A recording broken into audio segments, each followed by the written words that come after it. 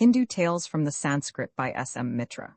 A clever thief I a certain man, named Harisaman, who lived in a little village in India, where there were no rich people and everyone had to work hard to get his daily bread, got very weary of the life he had to lead. He had a wife whose name was Vidya and a large family, and even if he had been very industrious, it would have been difficult for him to get enough food for them all. Unfortunately, he was not a bit industrious, but very lazy, and so was his wife. Neither of them made any attempt to teach their boys and girls to earn their own living, and if the other poor people in the village had not helped them, they would have starved. Harisaman used to send his children out in different directions to beg or steal, whilst he and Vidya stayed at home doing nothing.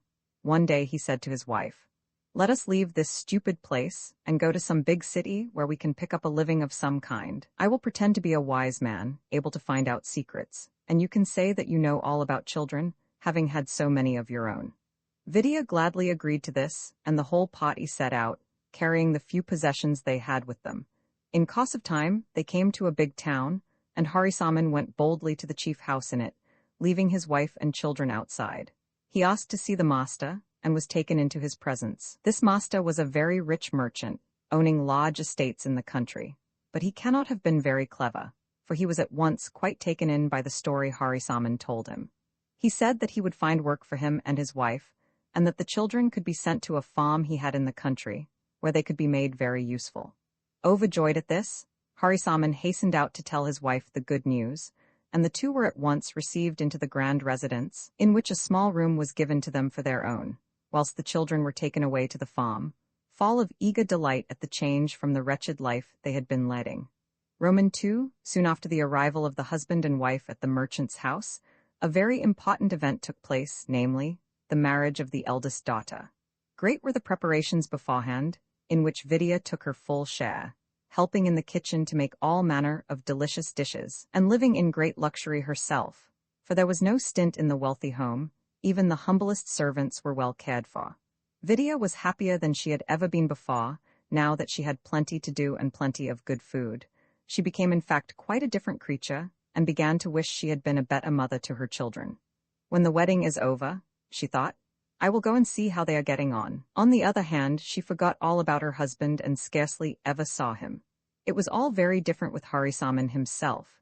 He had no special duties to perform, and nobody seemed to want him. If he went into the kitchen, the busy servants ordered him to get out of their way, and he was not made welcome by the owner of the house or his guests. The merchant, too, forgot all about him, and he felt very lonely and miserable. He had been thinking to himself how much he would enjoy all the delicious food he would get after the wedding, and now he began to grumble. I'm starving in the midst of plenty, that's what I am. Something will have to be done to change this horrible state of things.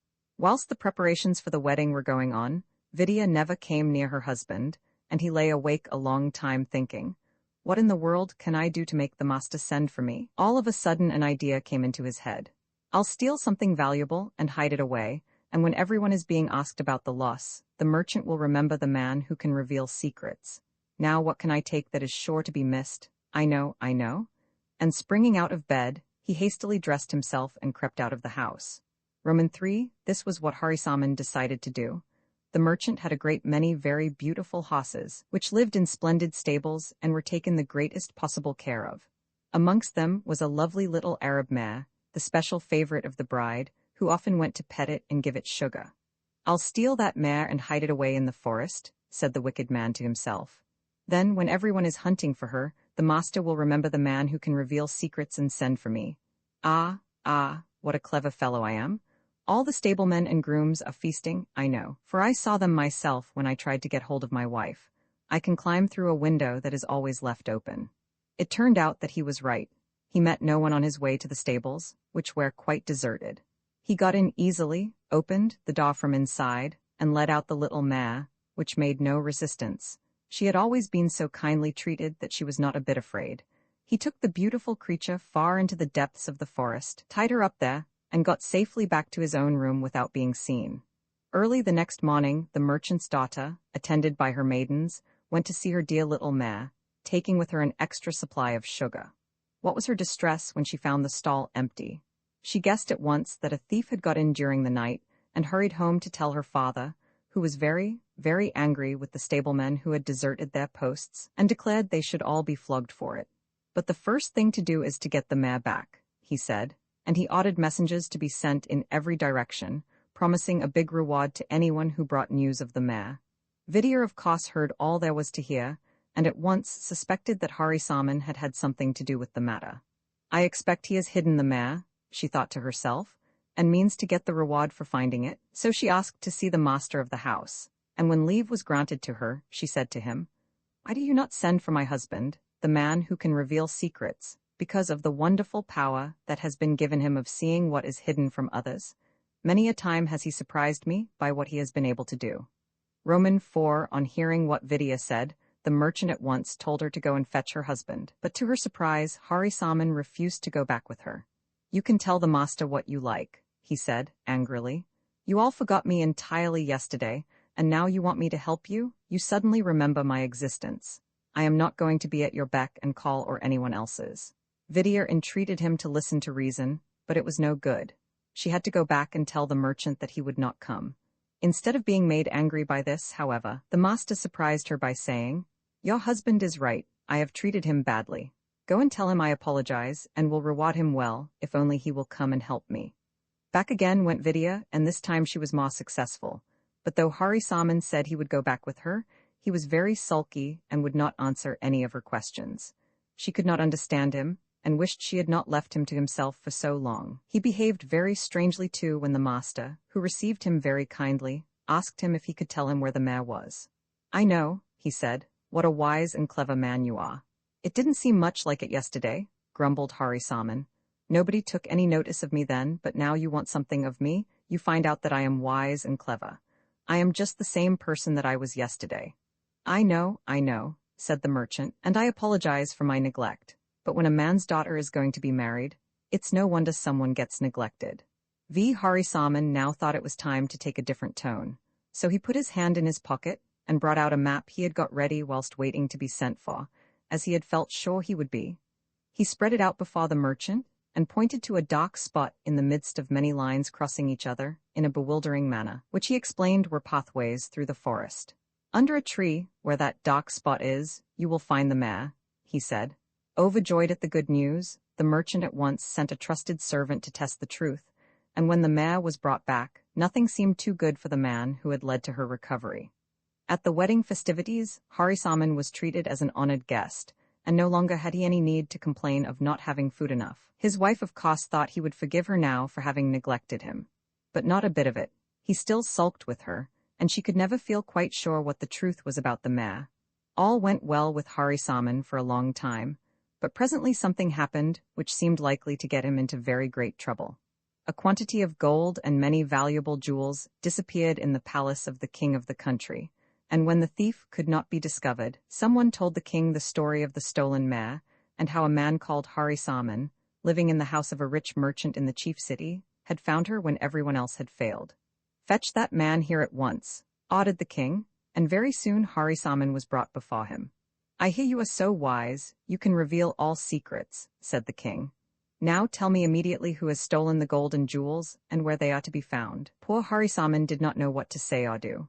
"Give me till tomorrow," he replied in a faltering voice. "I must have a little time to think." "I will not give you a single hour," answered the king. For seeing the man before him was frightened, he began to suspect he was a deceiver. "If you do not at once tell me where the gold and jewels are, I will have you flogged until you find your tongue." Hearing this, Harisaman, though more terrified than ever, saw that his only chance of gaining time to make up some story was to get the king to believe in him.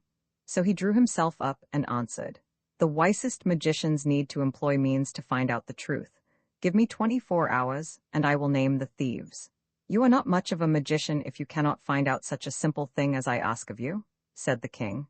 And turning to the gods, he ordered them to take Harisaman to prison and shut him up there without food or drink till he came to his senses. The man was dragged away, and very soon he found himself alone in a dark and gloomy room from which he saw no hope of escape. He was in despair and walked up and down, trying in vain to think of some way of escape. "I shall die here of starvation, unless my wife finds some means of setting me free," he said. "I wish I had treated her better, instead of being so sulky with her." He tried the bars of the window, but they were very strong. He could not hope to move them. and he beat against the door, but no notice was taken of that. When it got quite dark in the prison, Hari-saman began to talk to himself aloud. "Oh," he said, "I wish I had bitten my tongue out before I told that lie about the mare. It is all my foolish tongue which has got me into this trouble. Tongue, tongue," he went on, "it is all your fault." Now a very strange thing happened. The money and jewels had been stolen by a man, who had been told where they were by a young servant girl in the palace, whose name was Jiffa, which is the Sanskrit word for tongue. And this girl was in a great fright when she heard that a revealer of secrets had been taken before the king. "He will tell of my share in the matter," she thought, "and I shall get into trouble." It so happened that the guard at the prison door was fond of her, as well as the thief who had stolen the money and jewels. So when all was quiet in the palace, Jiffa slipped away to see if she could get that guard to let her see the prisoner. "If I promise to give him part of the money," she thought, "he will undertake not to betray me." The guard was glad enough when Jiffa came to talk to him, and he let her listen at the keyhole to what Hari-saman was saying. Just imagine her astonishment when she heard him repeating her name again and again. "Jiffa, Jiffa, thou," he cried, "art the cause of this suffering. Why didst thou behave in such a foolish manner, just for the sake of the good things of this life? Never can I forgive thee, Jiffa, thou wicked, wicked one." "Oh, oh," cried Jiffa in an agony of terror. "He knows the truth, he knows that I helped the thief." And she entreated the god to let her into the prison that she might plead with Hari-saman not to tell the king what she had done. The man hesitated at first, but in the end she persuaded him to consent by promising him a large reward. When the key grated in the lock, Hari-saman stopped talking aloud, wondering whether what he had been saying had been overheard by the god, and half hoping that his wife had got leave to come and see him. As the door opened and he saw a woman coming in by the light of a lantern held up by the god, he cried, "Vidya, my beloved." But he soon realized that it was a stranger. He was indeed surprised and relieved when Jiffa suddenly threw herself at his feet and, clinging to his knees, began to weep and moan, "Oh, most holy man." She cried between her sobs, "Who knowest the very secrets of the heart, I have come to confess that it was indeed I, Jiffa, your humble servant, who aided the thief to take the jewels and the gold and to hide them beneath the big pomegranate tree behind the palace." "Rise," replied Hari-saman, overjoyed at hearing this. "You have told me nothing that I did not know, for no secret is hidden from me. What reward will you give me if I save you from the wrath of the king?" "I will give you all the money I have," said Jiffa, "and that is not a little." "That also I knew," said Hari-saman, "for you have good wages, and many a time you have stolen money that did not belong to you. Go now and fetch it all, and have no fear that I will betray you." Romans 7. Without waiting a moment, Jiffa hurried away to fetch the money. But when she got back with it, the man on guard, who had heard everything that had passed between her and Hari-saman, would not let her into the prison again till she gave him 10 gold pieces. Thinking that Hari-saman really knew exactly how much money she had, Jiffa was afraid he would be angry when he missed some of it. And again she let out the truth, which he might never have guessed, for she began at once to say, "I brought all I had, but the man at the door has taken 10 pieces." This did vex Hari-saman very much, and he told her he would let the king know what she had done, unless she fetched the thief who had taken the money and jewels. "I cannot do that," said Jiffa, "for he is very far away. He lives with his brother, Indradatta, in the forest beyond the river, more than a day's journey from here." "I did but try you," said the clever Hari-saman, who now knew who the thief was, "for I can see him where he is at this moment. Now go home and wait there till I send for you." But Jiffa, who loved the thief and did not want him to be punished, refused to go until Hari-saman promised that he would not tell the king who the man was or where he lived. "I would rather," she said, "bear all the punishment than that he should suffer." Even Hari-saman was touched at this, and fearing that if he kept Jiffa longer, she would be found in the prison by messengers from the king, he promised that no harm should come to her or the thief, and let her go. Very soon after this, messengers came to take Hari-saman once more before the king, who received him very coldly and began at once to threaten him with a terrible punishment if he did not say who the thief was and where the gold and jewels were. Even now Hari-saman pretended to be unwilling to speak, but when he saw that the king would put up with no more delay, he said, "I will lead you to the spot where the treasure is buried, but the name of the thief, though I know it, I will never betray." The king, who did not really care much who the thief was, so long as he got back his money, lost not a moment, but ordered his attendants to get spades and follow him. Very soon Hari-saman brought them to the pomegranate tree, and there, sure enough, deep down in the ground, was all that had been lost. Nothing was now too good for Hari-saman, The king was greatly delighted and heaped riches and honors upon him. But some of the wise men at the court suspected that he was really a deceiver and set about trying to find out all they could about him. They sent for the man who had been on guard at the prison and asked him many questions. He did not dare tell the truth, for he knew he would be terribly punished if he let out that Jiffa had been allowed to see his prisoner, but he hesitated so much that the wise men knew he was not speaking the truth. One of them, whom the king loved and trusted very much, whose name was Devajanandan, said to his master, "I do not like to see that man, about whom we really know nothing, treated as he is. He might easily have found out where the treasure was hidden without any special power. Will you not test him in some other way in my presence and that of your chief advisers?" The king, who was always ready to listen to reason, agreed to this, and after a long consultation with Devajanandan, he decided on a very clever puzzle with which to try Harisaman. A live frog was put into a pitcher, the lid was shut down, and the man who pretended to know everything was brought into the great reception room, where all the wise men of the court were gathered together round the throne, on which sat the king in his royal robes. Devajanandan had been chosen by his master to speak for him, and coming forward, he pointed to the small pitcher on the ground and said, "Great as are the honors already bestowed on you, they shall be increased if you can say at once what is in that pitcher." Roman 8 Harisaman thought when he looked at the pitcher, "Alas, alas, it is all over with me now. Never can I find out what is in it. Would that I had left this town with the money I had from Jiffa before it was too late." Then he began to mutter to himself, as it was always his habit to do when he was in trouble. It so happened that, when he was a little boy, his father used to call him Frog, and now his thoughts went back to the time when he was a happy, innocent child, and he said aloud, "Oh, Frog, what trouble has come to you? That pitcher will be the death of you." Even Devajanandan was astonished when he heard that, and so were all the other wise men. The king was delighted to find that after all he had made no mistake, and all the people who had been allowed to come in to see the trial were greatly excited. Shouting for joy, the king called Harisaman to come to the foot of the throne, and told him he would never, never doubt him again.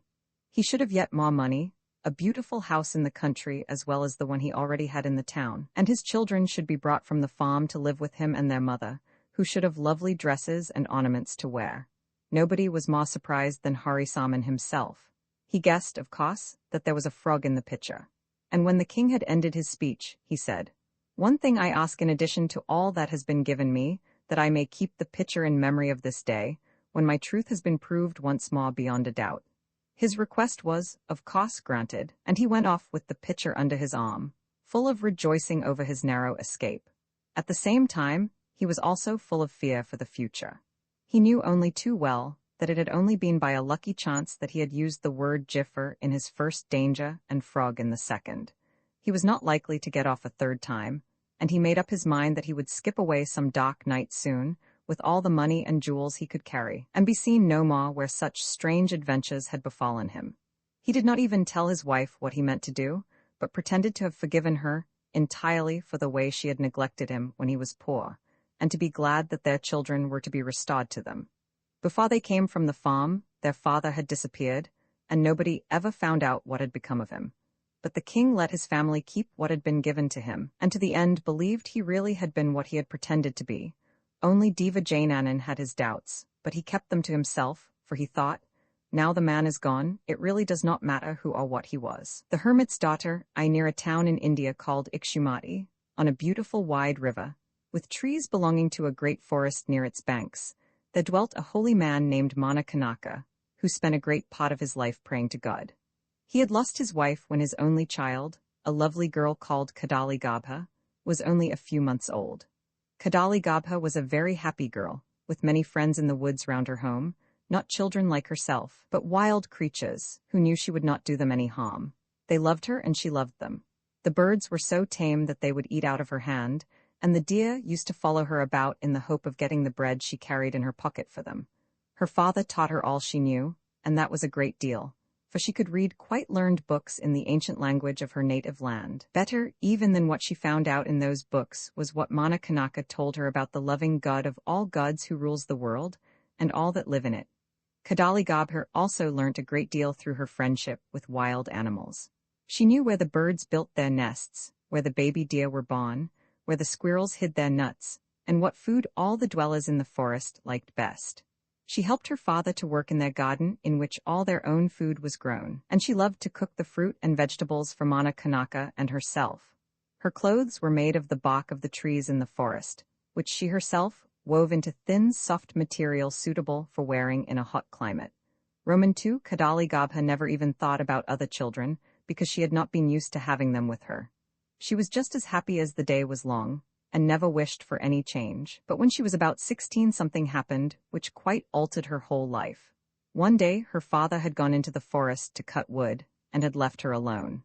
She had finished tidying the house and got everything ready for the midday meal and was sitting at the door of her home, reading to herself, with birds fluttering about her head and a pet doe lying beside her, when she heard the noise of a horse's feet approaching. She looked up, and there on the other side of the fence was a very handsome young man seated on a great black horse, which he had reined up when he caught sight of her. He looked at her without speaking, and she looked back at him with her big black eyes full of surprise at his sudden appearance. She made a beautiful picture, with the green creepers covering the hut behind her, and the doe, which had started up in fear of the horse, pressing against her. The man was the king of the country, whose name was Dridhavaman. He had been hunting and had got separated from his attendants. He was very much surprised to find anyone living in the very depths of the forest, and was going to ask the young girl who she was, when Kadali Gabha saw her father coming along the path leading to his home. Jumping up, she ran to meet him, glad that he had come. For she had never before seen a young man, and was as shy as any of the wild creatures of the woods. Now that Mana Kanaka was with her, she got over her fright and felt quite safe, clinging to his arm as he and the king talked together.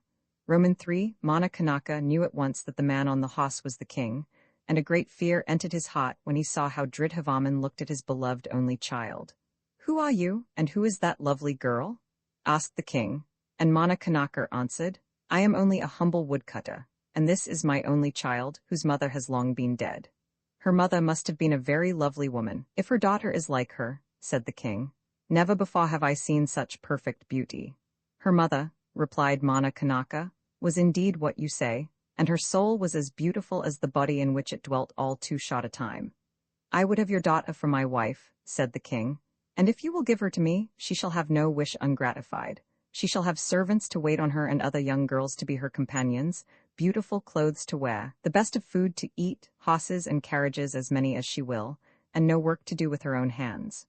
Roman 4 What Kadali Gabha did was to cling closely to her father, hiding her face on his arm and whispering, "I will not leave you. Do not send me away from you, dear father." Mana Kanaka stroked her hair and said in a gentle voice, "But dear child, your father is old and must leave you soon. It is a great honor for his little girl to be chosen by the king for his bride. Do not be afraid, but look at him and see how handsome he is and how kind he looks." Then Kadali Gabha looked at the king, who smiled at her and looked so charming that her fear began to leave her. She still clung to her father, but no longer hid her face, and Mana Kanaka begged Kadali Gabha to let him send her away, so that he might talk with the king alone about the wish he had expressed to marry her. The king consented to this, and Kadali Gabha gladly ran away. But when she reached the door of her home, she looked back, and knew in her heart that she already loved the king and did not want him to go away. It did not take long for the matter of the marriage to be settled. For Mana Kanaka, sad though he was to lose his dear only child, was glad that she should be a queen and have someone to take care of her when he was gone. After this first visit to the little house in the forest, the king came every day to see Kadali Gabha, bringing all kinds of presents for her. She learnt to love him so much that she became as eager as he was for the wedding to be soon. When the day was fixed, the king sent several ladies of his court to dress the bride in clothes more beautiful that she had ever dreamt of, and in them she looked more lovely even than the first day her lover had seen her. Now amongst these ladies was a very wise woman who could see what was going to happen, and she knew that there would be troubles for the young queen in the palace, because many would be jealous of her happiness. She was very much taken with the beautiful, innocent girl, and wanted to help her so much that she managed to get her alone for a few minutes, when she said to her, "I want you to promise me something. It is to take this packet of mustard seeds, hide it in the bosom of your dress, and when you ride to the palace with your husband, strew the seed along the path as you go. You know how quickly mustard grows.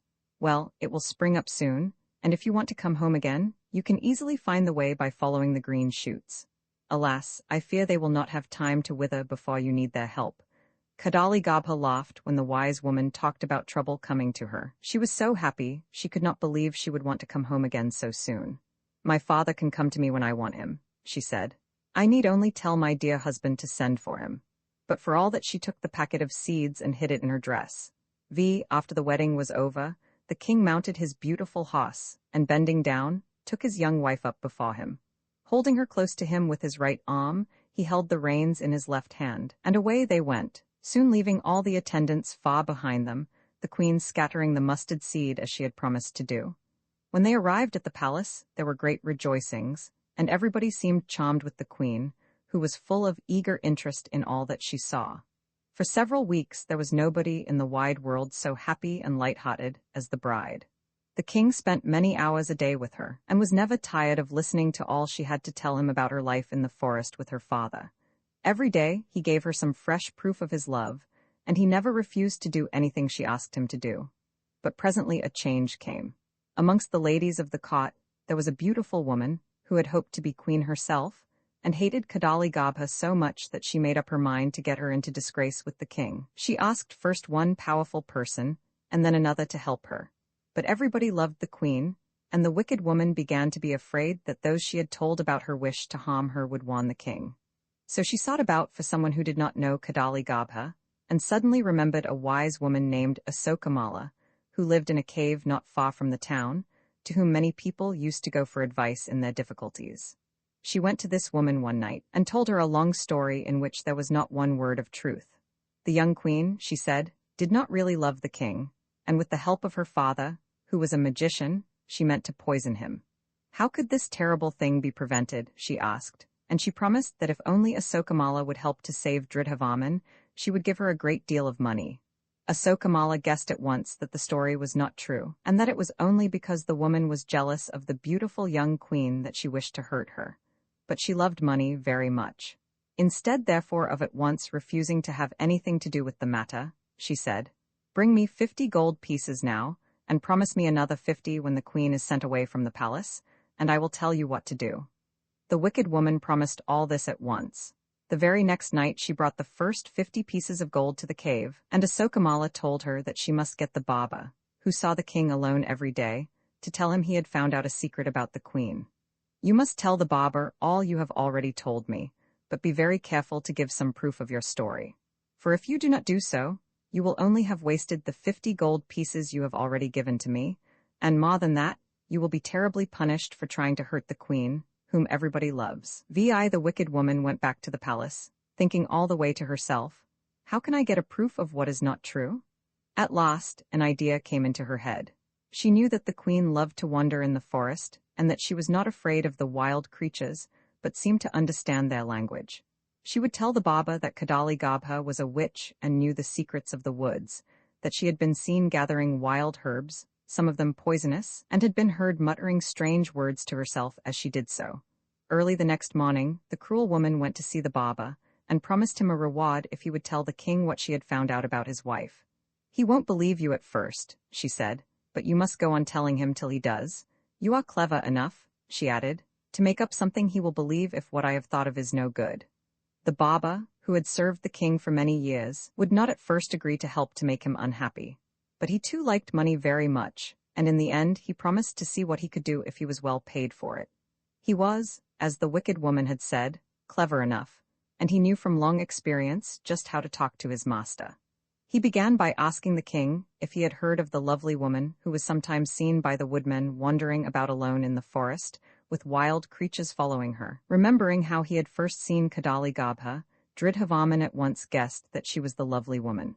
But he did not tell the Baba so, for he was so proud of his dear wife's beauty that he liked to hear her praised, and wanted the man to go on talking about her. He just said, "What is she like? Is she tall or short, fair or dark?"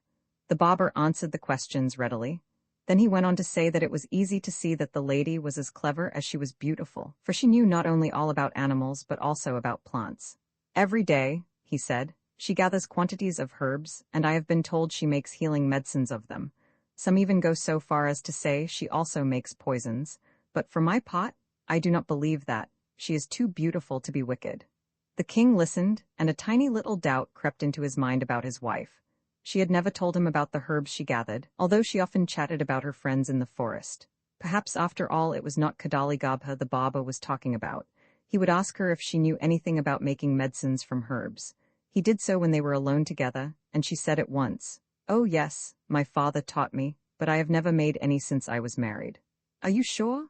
asked the king, and she answered laughing, "Of course I am. How could I be anything but sure? I have no need to think of medicine making, now I am the queen." Dridhavaman said no more at the time, but he was troubled, and when the Baba came again, he began at once to ask about the woman who had been seen in the woods. The wicked man was delighted and made up a long story. He said one of the waiting women had told him of what she had seen. The woman, he said, had followed the lady home one day, and that home was not far from the palace. She had seen her bending over a fire above which hung a great saucepan full of water, into which she flung some of the herbs she had gathered, singing as she did so, in a strange language.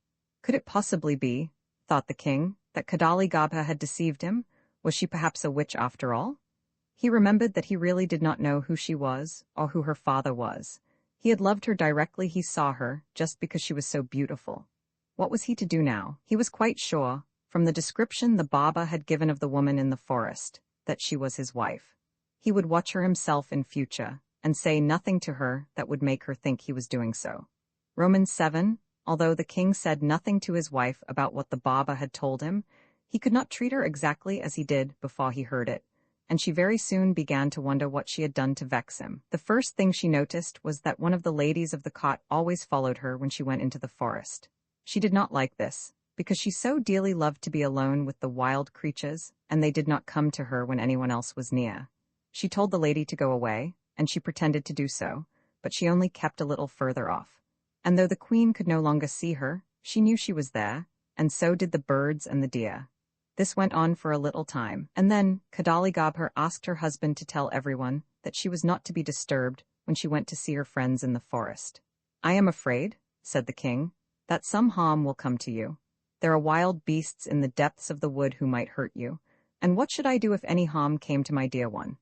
Kadali Gabha was grieved when Dridhavaman said this, for she knew it was not true, and she looked at him so sadly that he felt ashamed of having doubted her. All would perhaps have been well even now, if he had told her of the story he had heard about her, because then she could have proved that it was not true.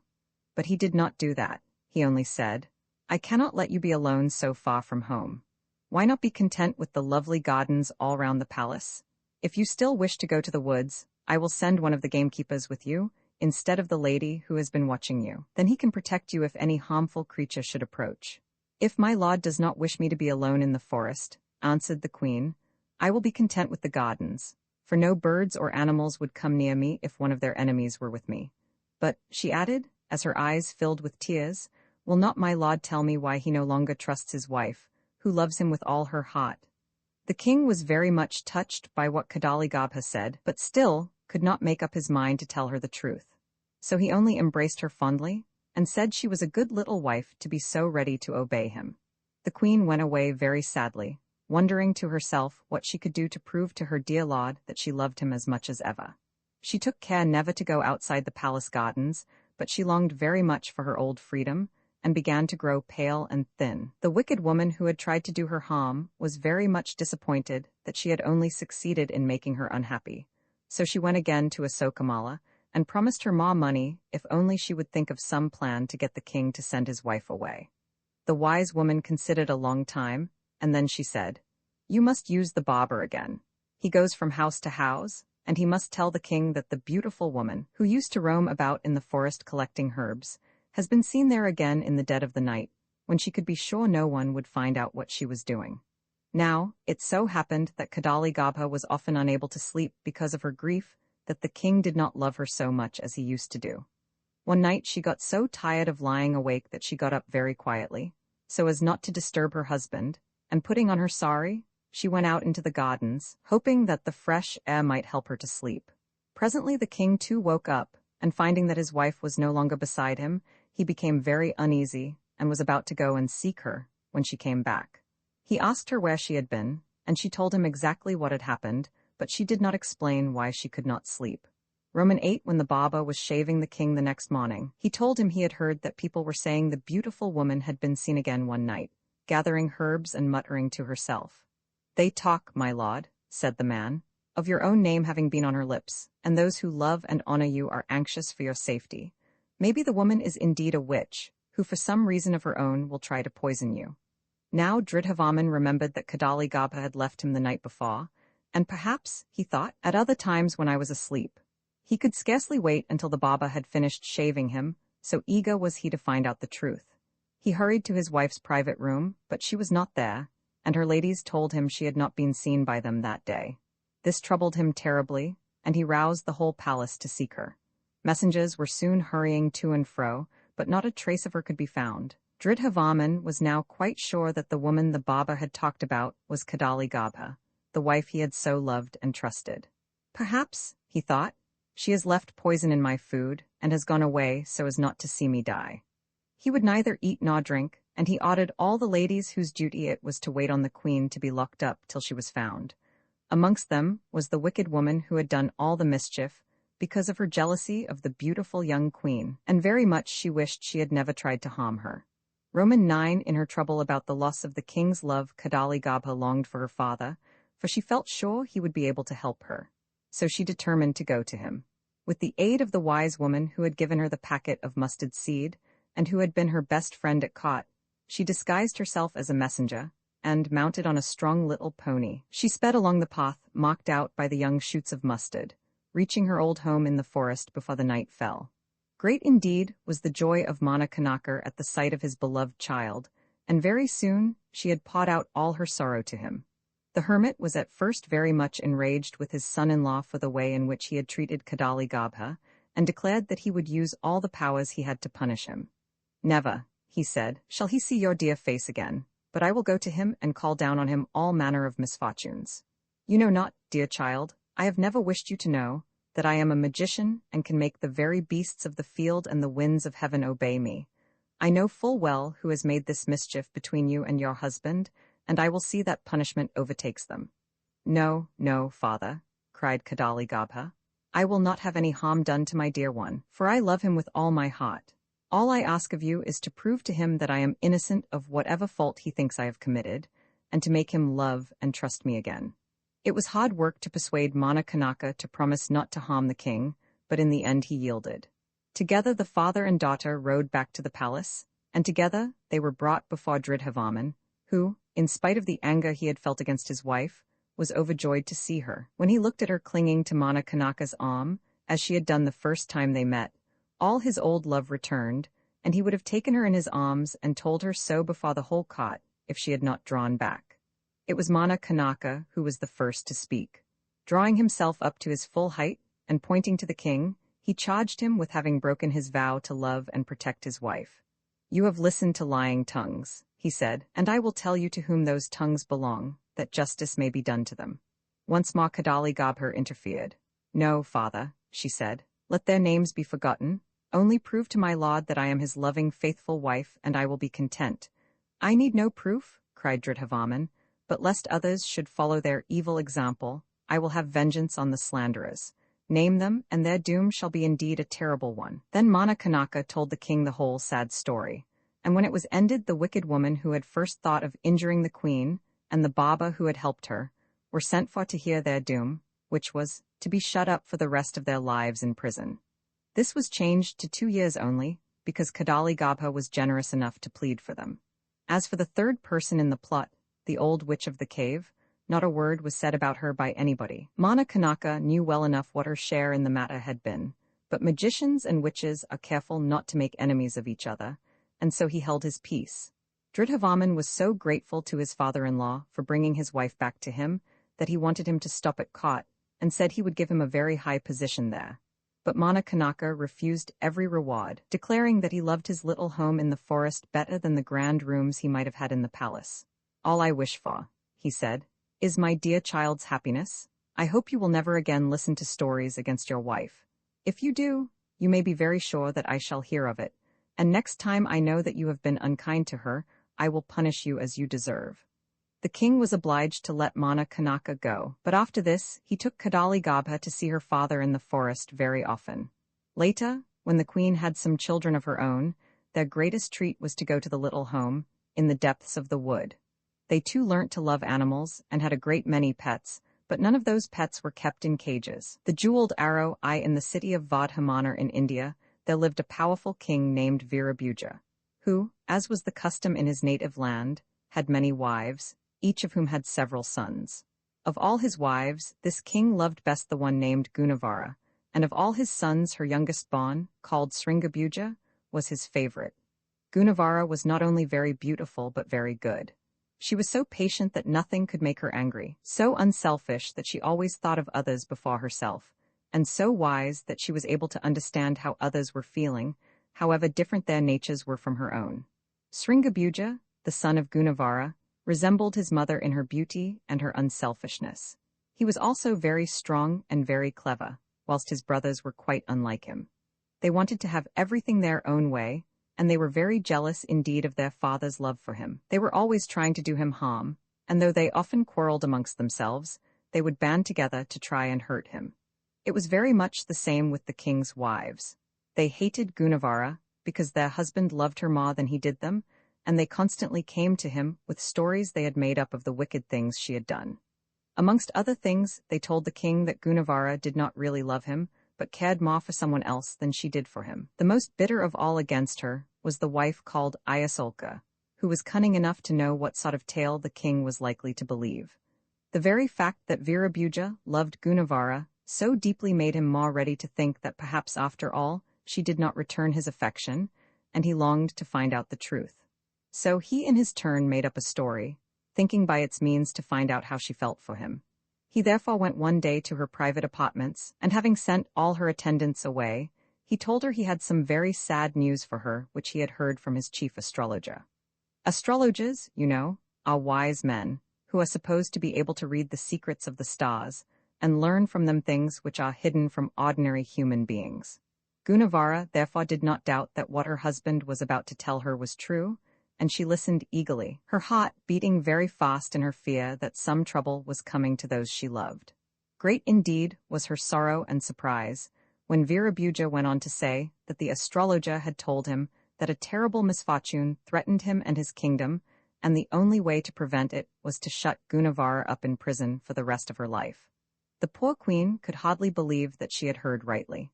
She knew she had done no wrong, and could not understand how putting her in prison could help anybody. She was quite sure that her husband loved her, and no words could have expressed her pain at the thought of being sent away from him and her dear son. Yet she made no resistance, not even asking Virabhuja to let her see Sringabhuja again. She just bowed her beautiful head and said, "Be it unto me as my lord wills. If he wishes my death, I am ready to lay down my life." This submission made the king feel even more unhappy than before.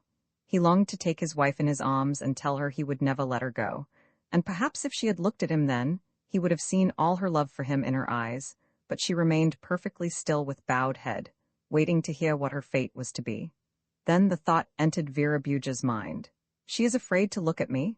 What Ayasolka said was true. Roman 2, so the king summoned his guards and ordered them to take his wife to a strong prison and leave her there.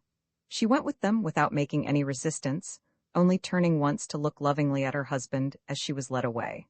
Virabhuja returned to his own palace, and had not been there very long when he got a message from Ayasolka, begging him to give her an interview, for she had something of very great importance to tell him. The king consented at once, thinking to himself, "Perhaps she has found out that what she told me about my dear Gunavara is not true." Great then was his disappointment when the wicked woman told him she had discovered a plot against his life.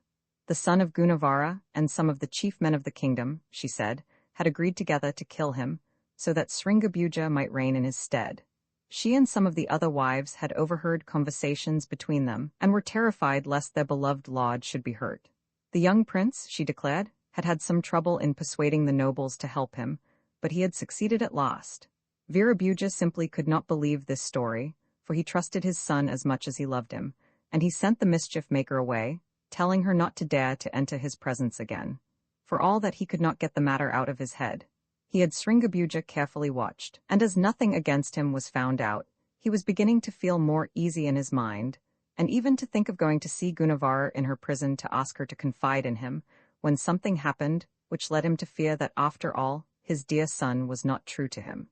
This was what made him uneasy. He had a wonderful arrow, set with precious jewels, which had been given to him by a magician, and had the power of hitting without fail whatever it was aimed at from however great a distance. The very day he had meant to visit his ill-treated wife, he missed this arrow from the place in which he kept it concealed. This distressed him very much, and after seeking it in vain, he summoned all those who were employed in the palace to his presence, and asked if any of them knew anything about the arrow.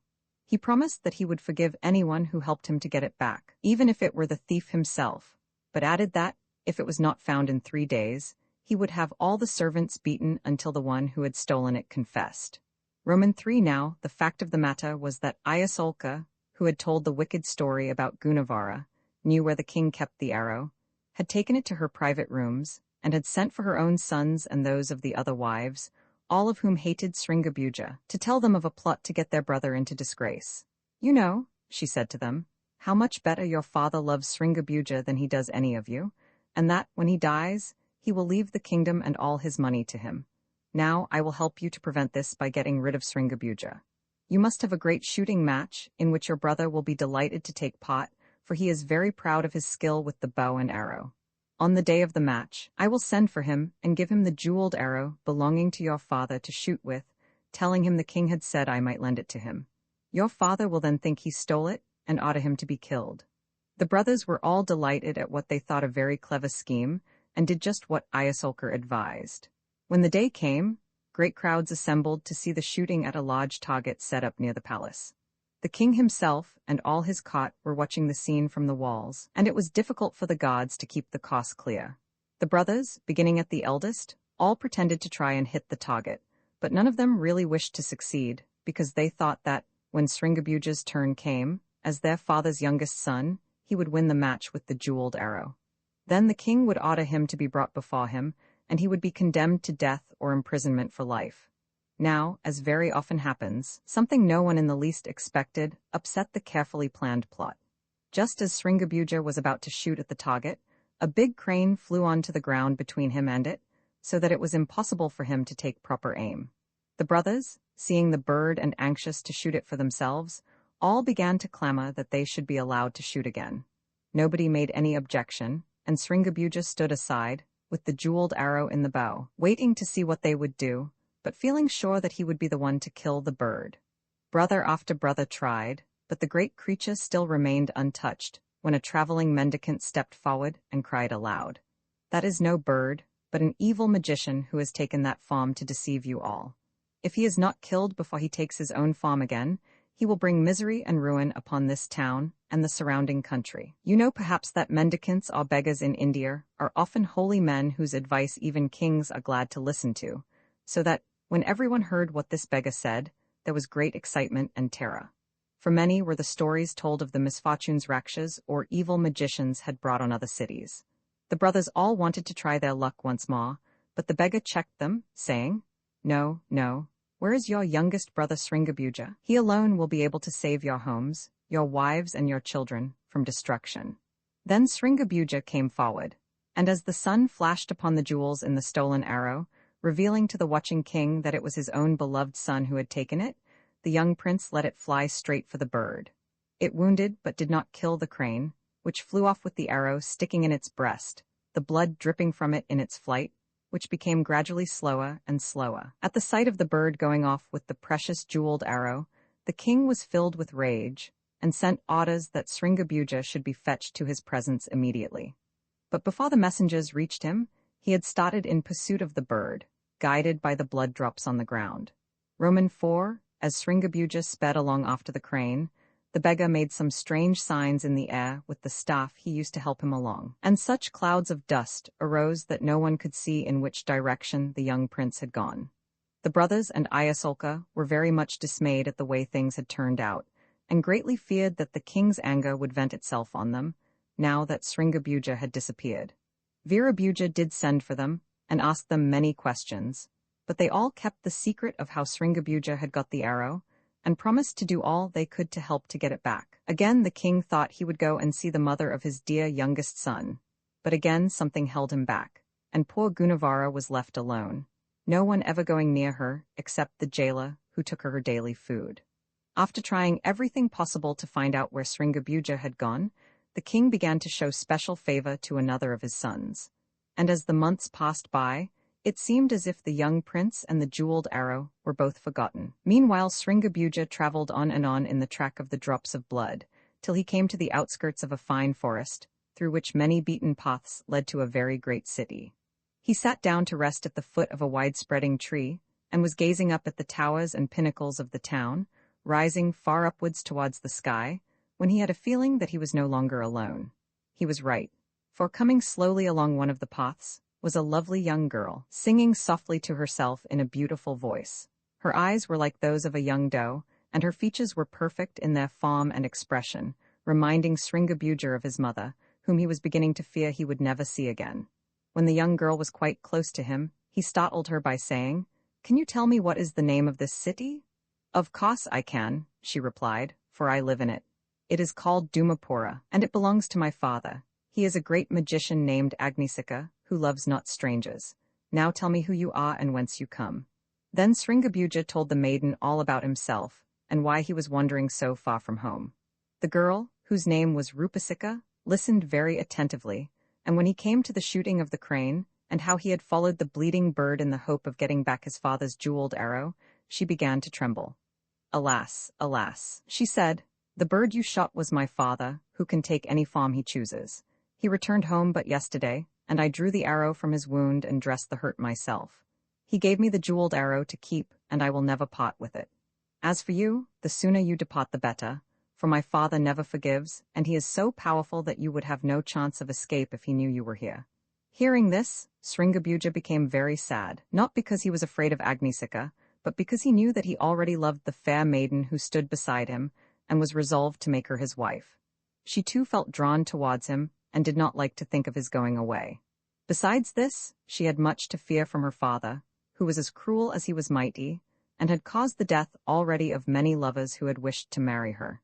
She had never cared for any of them, and had been content to live without a husband, spending her life in wandering about near her home, and winning the love of all who lived near her, even that of the wild creatures of the forest, who would none of them dream of hurting her. Often and often she stood between the wrath of her father and those he wished to injure. For wicked as he was, he loved her and wanted her to be happy. Rupasika did not take long to decide what was best for her to do. She said to the prince, "I will give you back your golden arrow, and you must make all possible haste out of our country before my father discovers you are here." "No, no, no, 1,000 times no," cried the prince. "Now I have once seen you, I can never, never leave you. Can you not learn to love me and be my wife?" Then he fell prostrate at her feet and looked up into her face so lovingly that she could not resist him. She bent down towards him, and the next moment they were clasped in each other's arms, quite forgetting all the dangers that threatened them. Rupasika was the first to remember her father, and drawing herself away from her lover, she said to him, "Listen to me, and I will tell you what we must do. My father is a magician, it is true, but I am his daughter, and I inherit some of his powers. If only you will promise to do exactly as I tell you, I think I may be able to save you, and perhaps even become your wife. I am the youngest of a large family and my father's favorite. I will go and tell him that a great and mighty prince, hearing of his wonderful gifts, has come to our land to ask for an interview with him. Then I will tell him that I have seen you, fallen in love with you, and want to marry you.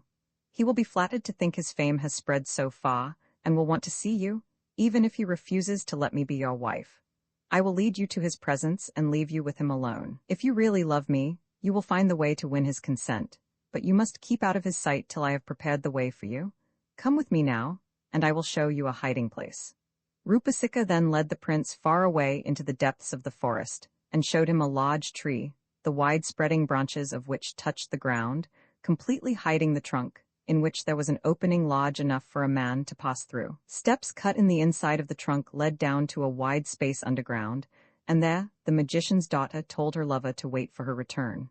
"Before I go," she said, "I will tell you my own password, which will save you from death if you should be discovered. It is lotus flower, and everyone to whom you say it will know that you are under my protection." When Rupasika reached the palace, she found her father in a very bad humor, because she had not been to ask how the wound in his breast was getting on. She did her best to make up for her neglect, and when she had dressed the wound very carefully, she prepared a dainty meal for her father with her own hands, waiting upon him herself whilst he ate it. All this pleased him, and he was in quite an amiable mood when she said to him, "Now, I must tell you that I too have had an adventure. As I was gathering herbs in the forest, I met a man I had never seen before, a tall, handsome young fellow looking like a prince, who told me he was seeking the palace of a great and wonderful magician, of whose marvelous deeds he had heard. Who could that magician have been but you, my father?" She added, "I told him I was your daughter, and he entreated me to ask you to grant him an interview." Agnisika listened to all this without answering a word. He was pleased at this fresh proof that his fame had spread far and wide, but he guessed at once that Rupasika had not told him the whole truth. He waited for her to go on, and as she said no more, he suddenly turned angrily upon her, and in a loud voice asked her, "And what did my daughter answer?" Then Rupasika knew that her secret had been discovered, and rising to her full height, she answered proudly, "I told him I would seek you and ask you to receive him. And now I will tell you, my father, that I have seen the only man I will ever marry, and if you forbid me to do so, I will take my own life, for I cannot live without him." "Send for the man immediately," cried the magician, "and you shall hear my answer when he appears before me." "I cannot send," replied Rupasika, "for none knows where I have left him, nor will I fetch him till you promise that no evil shall befall him." At first Agnisika laughed aloud and declared that he would do no such thing. But his daughter was as obstinate as he was, and finding that he could not get his own way unless he yielded to her, he said crossly, "He shall keep his fine head on his shoulders and leave the palace alive, but that is all I will say." "But that is not enough," said Rupasika. "Say after me, not a hair of his head shall be harmed, and I will treat him as an honored guest. All your eyes will never rest on him." At last, the magician promised, thinking to himself that he would find some way of disposing of Sringabuja, if he did not fancy him for a son-in-law. The words she wanted to hear were hardly out of her father's mouth before Rupasika sped away, as if on the wings of the wind, full of hope that all would be well. She found her lover anxiously awaiting her, and quickly explained how matters stood. "You had better say nothing about me to my father at first," she said, "but only talk about him and all you have heard of him. If only you could get him to like you and want to keep you with him, it would help us very much. Then you could pretend that you must go back to your own land, and rather than allow you to do so, he will be anxious for us to be married and to live here with him." Vi Sringabuja loved Rupasika so much that he was ready to obey her in whatever she asked, so he at once went with her to the palace. On every side he saw signs of the strength and power of the magician. Each gate was guarded by tall soldiers in shining armor, who saluted Rupasika but scowled fiercely at him. He knew full well that, if he had tried to pass alone, they would have prevented him from doing so. At last, the two came to the great hall, where the magician was walking backwards and forwards, working himself into a rage at being kept waiting. Directly he looked at the prince, he knew him for the man who had shot the jeweled arrow at him when he had taken the form of a crane, and he determined that he would be revenged. He was too cunning to let Sringabuja guess that he knew him, and pretended to be very glad to see him. He even went so far as to say that he had long wished to find a prince worthy to wed his youngest and favorite daughter. "You," he added, "seem to me the very man, young, handsome, and, to judge from the richness of your dress and jewels, able to give my beloved one all she needs." The prince could hardly believe his ears, and Rupasika also was very much surprised. She guessed, however, that her father had some evil purpose in what he said, and looked earnestly at Sringabuja in the hope of making him understand, but the prince was so overjoyed at the thought that she was to be his wife that he noticed nothing. So when Agnisika added, "I only make one condition. You must promise that you will never disobey my commands, but do whatever I tell you without a moment's hesitation." Sringabuja, without waiting to think, said at once, "Only give me your daughter, and I will serve you in any way you wish." "That's settled then," cried the magician, and he clapped his hands together. In a moment a number of attendants appeared, and their master ordered them to lead the prince to the best apartments in the palace, to prepare a bath for him, and do everything he asked them. Romans 7, as Sringabuja followed the servants, Rupasika managed to whisper to him, "Beware, await a message from me." When he had bathed and was arraying himself in fresh garments provided by his host, waited on hand and foot by servants who treated him with the greatest respect, a messenger arrived, bearing a sealed letter which he reverently handed to the prince. Sringabuja guessed at once from whom it came, and anxious to read it alone, he hastily finished his toilette and dismissed the attendants.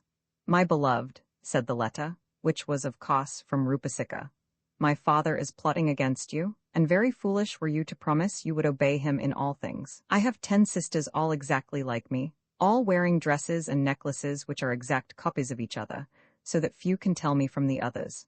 Soon you will be sent for to the great hall, and we shall all be together there. My father will bid you choose your bride from amongst us, and if you make a mistake, all will be over for us. But I will wear my necklace on my head instead of round my neck, and thus will you know your own true love. And remember, my dearest, to obey no future command without hearing from me, for I alone am able to outwit my terrible father. Everything happened exactly as Rupasika described. The prince was sent for by Agnisika, who, as soon as he appeared, gave him a garland of flowers and told him to place it round the neck of the maiden who was his promised bride. Without a moment's hesitation, Sringabuja picked out the right sister, and the magician, though inwardly enraged, pretended to be so delighted at this proof of a lover's clear-sightedness that he cried, "You are the son-in-law for me. The wedding shall take place tomorrow." Roman 8. When Sringabuja heard what Agnisika said, he was full of joy, but Rupasika knew well that her father did not mean a word of it. She waited quietly beside her lover, till the magician bade all the sisters but herself leave the hall. Then the magician, with a very wicked look on his face, said, "Before the ceremony there is just one little thing you must do for me, dear son-in-law that is to be. Go outside the town, and near the most westerly tower you will find a team of oxen and a plow awaiting you. Close to them is a pile of 300 bushels of sesame seed. This you must sow this very day, or instead of a bridegroom you will be a dead man tomorrow." Great was the dismay of Sringabuja when he heard this, but Rupasika whispered to him, "Fear not, for I will help you." Sadly the prince left the palace alone, to seek the field outside the city. The gods, who knew he was the accepted lover of their favorite mistress, letting him pass unhindered. There, sure enough, near the western tower were the oxen, the plow, and a great pile of seed. Never before had poor Sringabuja had to work for himself, but his great love for Rupasika made him determined to do his best. So he was about to begin to guide the oxen across the field, when behold, all was suddenly changed. Instead of an unplowed tract of land, covered with weeds, was a field with rows and rows of regular furrows. The piles of seed were gone, and flocks of birds were gathering in the hope of securing some of it as it lay in the furrows. As Sringabuja was staring in amazement at this beautiful scene, he saw Rupasika, looking more lovely than ever, coming towards him. "Not in vain," she said to him, "am I my father's daughter. I too know how to compel even nature to do my will, but the danger is not over yet. Go quickly back to the palace, and tell Agnisika that his wishes are fulfilled." Roman 9. The magician was very angry indeed when he heard that the field was plowed and the seed sown. He knew at once that some magic had been at work, and suspected that Rupasika was the cause of his disappointment. Without a moment's hesitation he said to the prince, "No sooner were you gone than I decided not to have that seed sown. Go back at once, and pile it up where it was before." This time Sringabuja felt no fear or hesitation, for he was sure of the power and will to help him of his promised bride.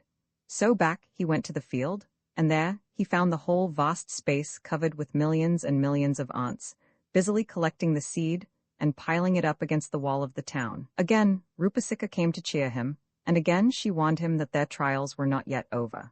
She feared, she said, that her father might prove stronger than herself, for he had many allies at neighboring courts ready to help him in his evil purposes. "Whatever else he orders you to do, you must see me before you leave the palace.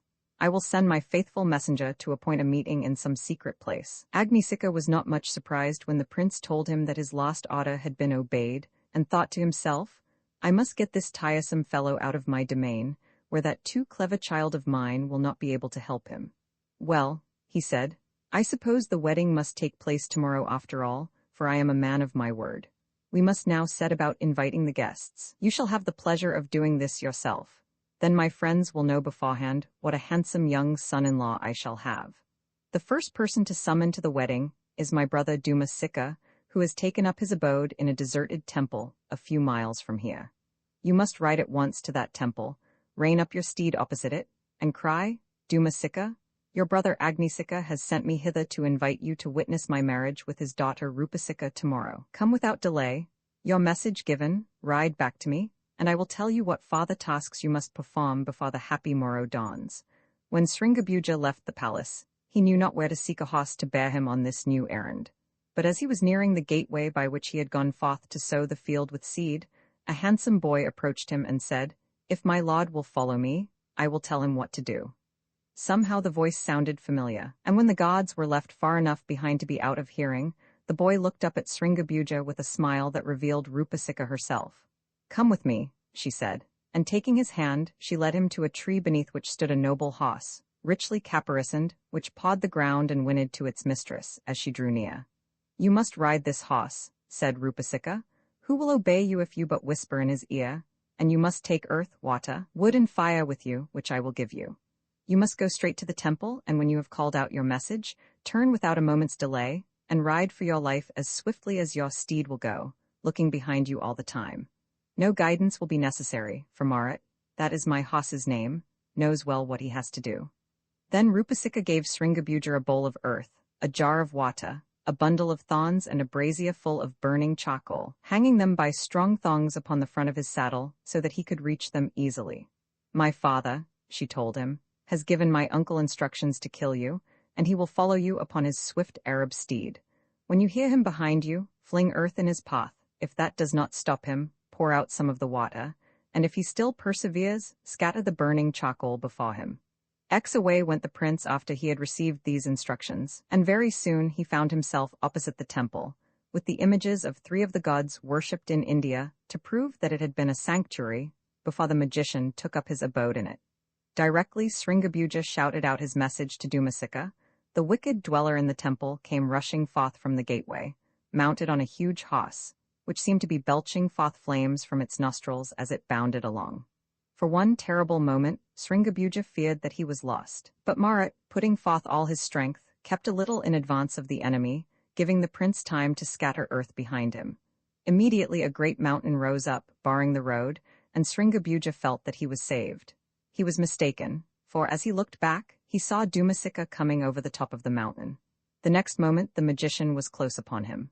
So he emptied his bowl of water, and behold, a huge river with great waves hid pursuer and pursued from each other. Even this did not stop the mighty Arab horse, which swam rapidly across, the rider loudly shouting out orders to the prince to stop.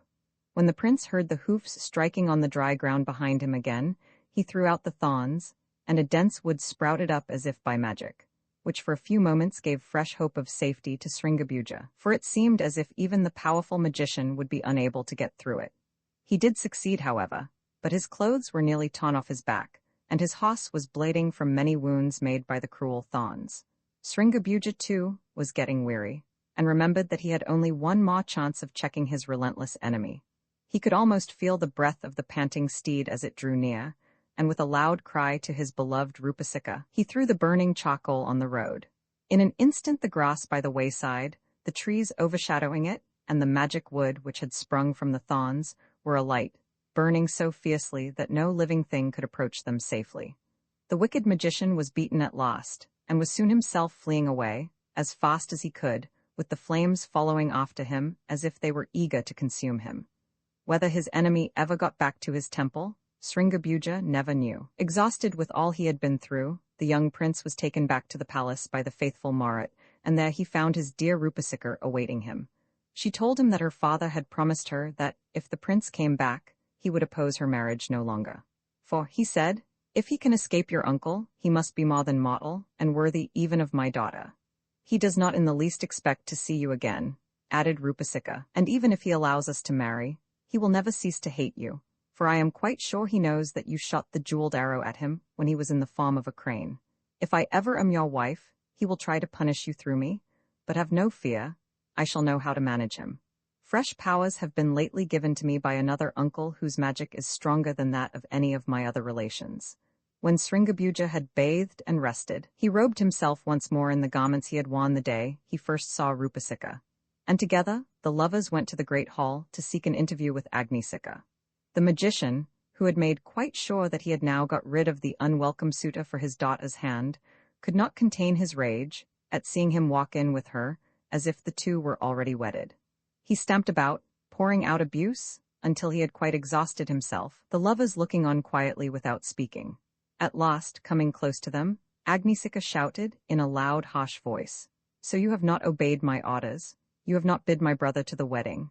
Your life is forfeit, and you will die tomorrow instead of marrying Rupasika." Describe the temple in which Dumasika lives and the appearance of its owner. Then Sringabuja gave such an exact account of the temple, naming the gods whose images still adorned it, and of the terrible man riding the noble steed who had pursued him, that the magician was convinced against his will. And knowing that he must keep his word to Rupasika, he gave his consent for the preparations for the marriage on the morrow to begin. Roman 11, the marriage was celebrated the next day with very great pomp, and a beautiful suite of rooms was given to the bride and bridegroom, who could not in spite of this feel safe or happy, because they knew full well that Agnisika hated them.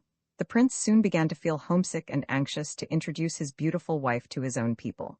He remembered that he had left his dear mother in prison, and reproached himself for having forgotten her for so long. So he said to Rupasika, "Let us go, beloved, to my native city, Vadhamana.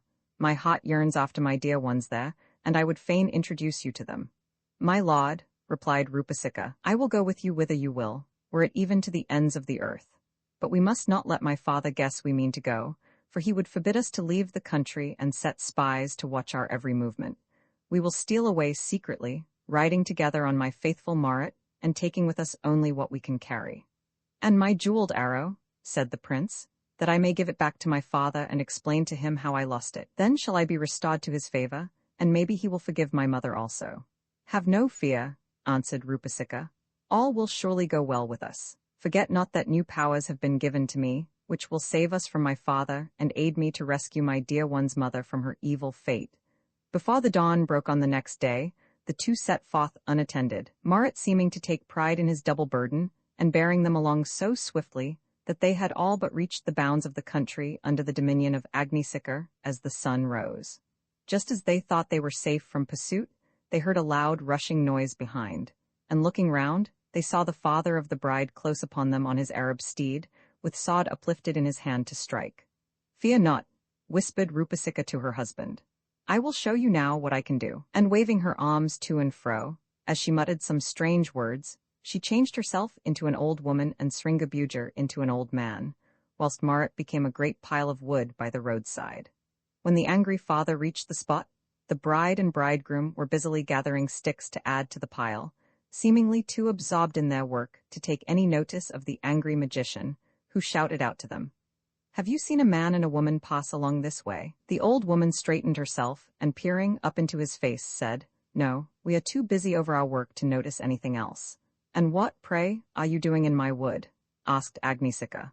"We are helping to collect the fuel for the pyre of the great magician Agnisika," answered Rupasika. "Do you not know that he died yesterday? The Hindus of India do not bury but burn the dead, so that it was quite a natural thing for the people of the land over which the magician ruled to collect the materials for the pyre or heap of wood on which his body would be laid to be burnt." What surprised Agnisika, and in fact nearly took his breath away, was to be quietly told that he was dead.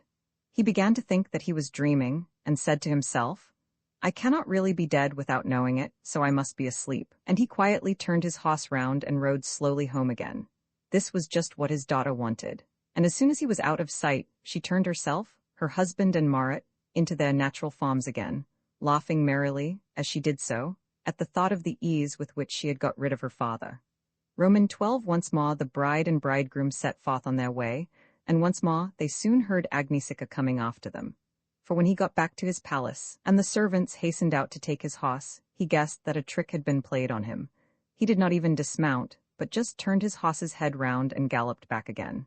"If ever," he thought to himself, "I catch those two young people, I'll make them wish they had obeyed me. Yes, they shall suffer for it. I am not going to stand being defied like this." This time Rupasika contented herself with making her husband and Marit invisible, whilst she changed herself into a Letacaria, hurrying along the road as if not a moment was to be lost. She took no notice of her father, till he reined up his steed and shouted to her, "Have you seen a man and woman on horseback pass by?" "No, indeed," she said. "I have a very important letter to deliver, and could think of nothing but making all the haste possible." "And what is this important letter about?" asked Agnisika. "Can you tell me that?" "Oh, yes, I can tell you that," she said. "But where can you have been, not to have heard the terrible news about the ruler of this land?" "You can't tell me anything I don't know about him," answered the magician, "for he is my greatest friend." "Then you know that he is dying from a wound he got in a battle with his enemies only yesterday. I am to take this letter to his brother Dumasika, bidding him come to see him before the end. Again, Agnisika wondered if he were dreaming, or if he were under some strange spell and did not really know who he was. Being able, as he was, to cast spells on other people, he was ready to fancy the same thing had befallen him.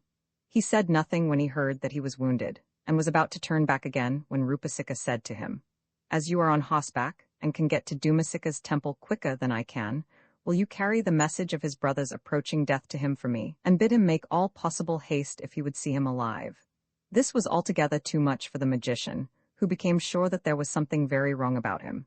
He knew he was not wounded or dying, but he thought he must be ill of fever, fancying he heard what he did not. He stared fixedly at his daughter, and she stared up at him, half afraid he might find out who she was, but he never guessed.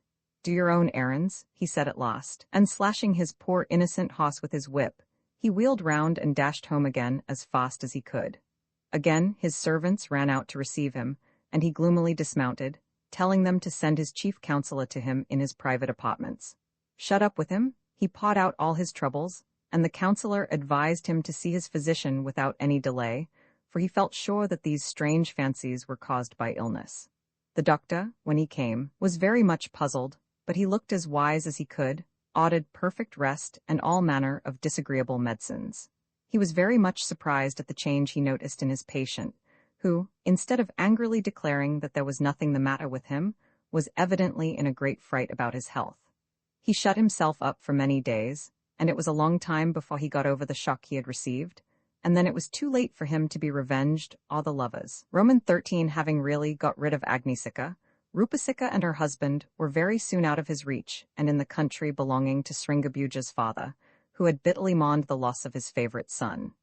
When the news was brought to him that two strangers, a handsome young man and a beautiful woman, who appeared to be husband and wife, had entered his capital, he hastened forth to meet them, hoping that perhaps they could give him news of Sringabuja. What was his joy when he recognized his dear son, holding the jeweled arrow, which had led him into such trouble, in his right hand, as he guided Marat with his left. The king flung himself from his horse, and Sringabuja, giving the reins to Rupasika, also dismounted. The next moment he was in his father's arms, everything forgotten and forgiven in the happy reunion. Great was the rejoicing over Sringabuja's return, and hearty was the welcome given to his beautiful bride, who quickly won all hearts but those of the wicked wives and sons who had tried to harm her husband and his mother.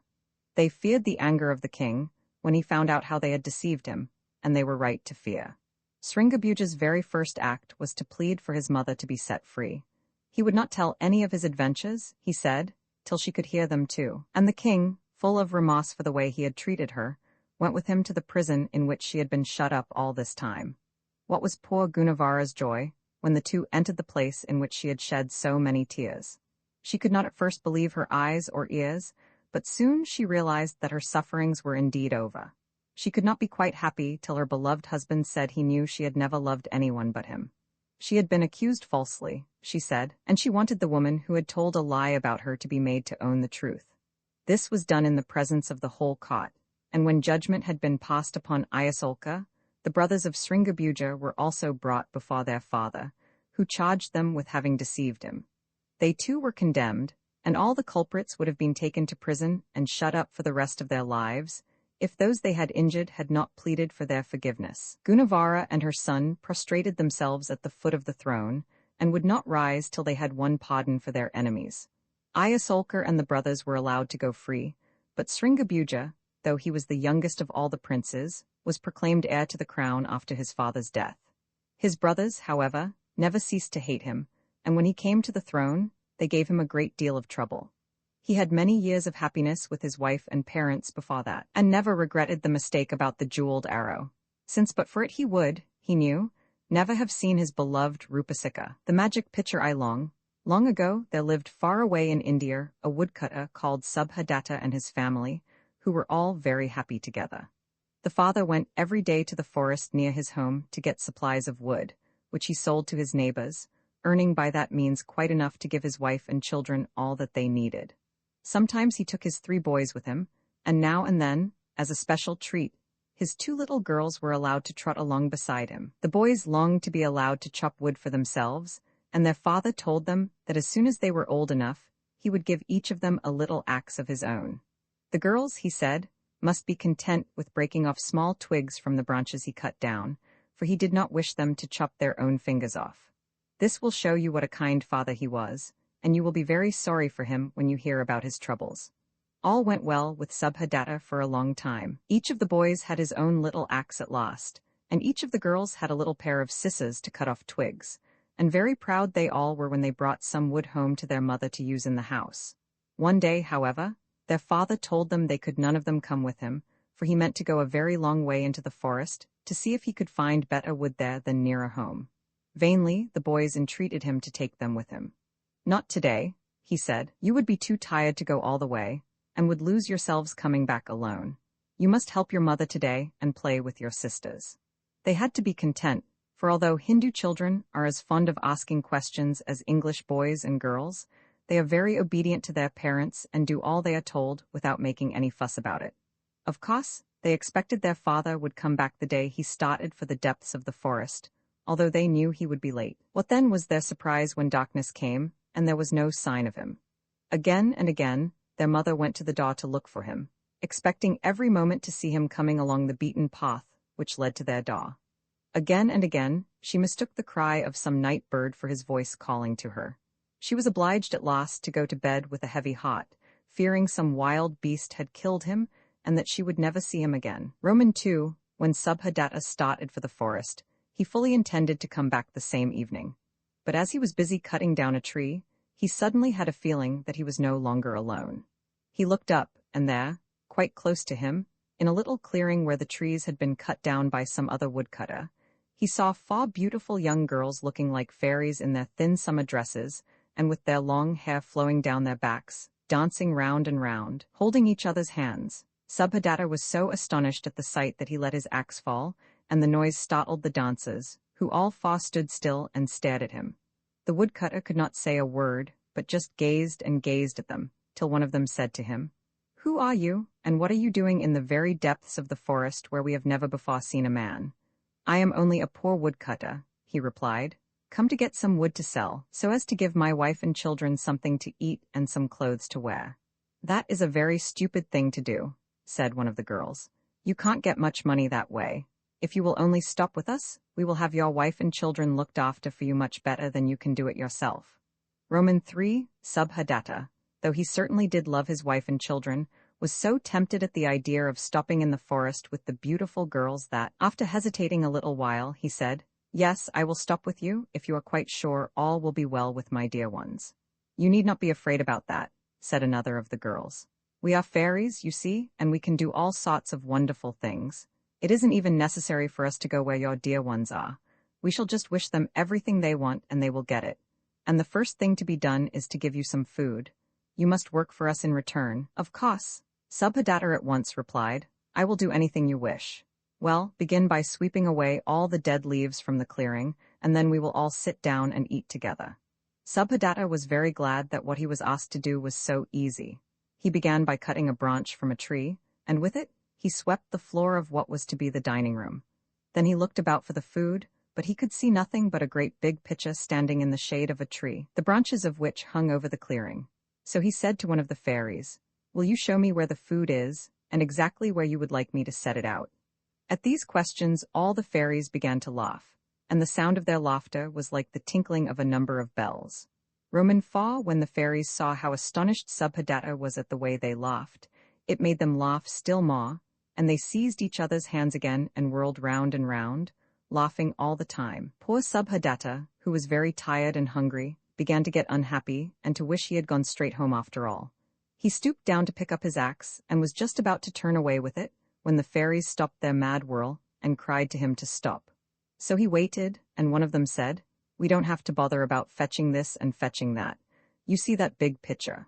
Well, we get all our food and everything else we want out of it. We just have to wish as we put our hands in, and there it is. It's a magic pitcher, the only one there is in the whole wide world. You get the food you would like to have first, and then we'll tell you what we want."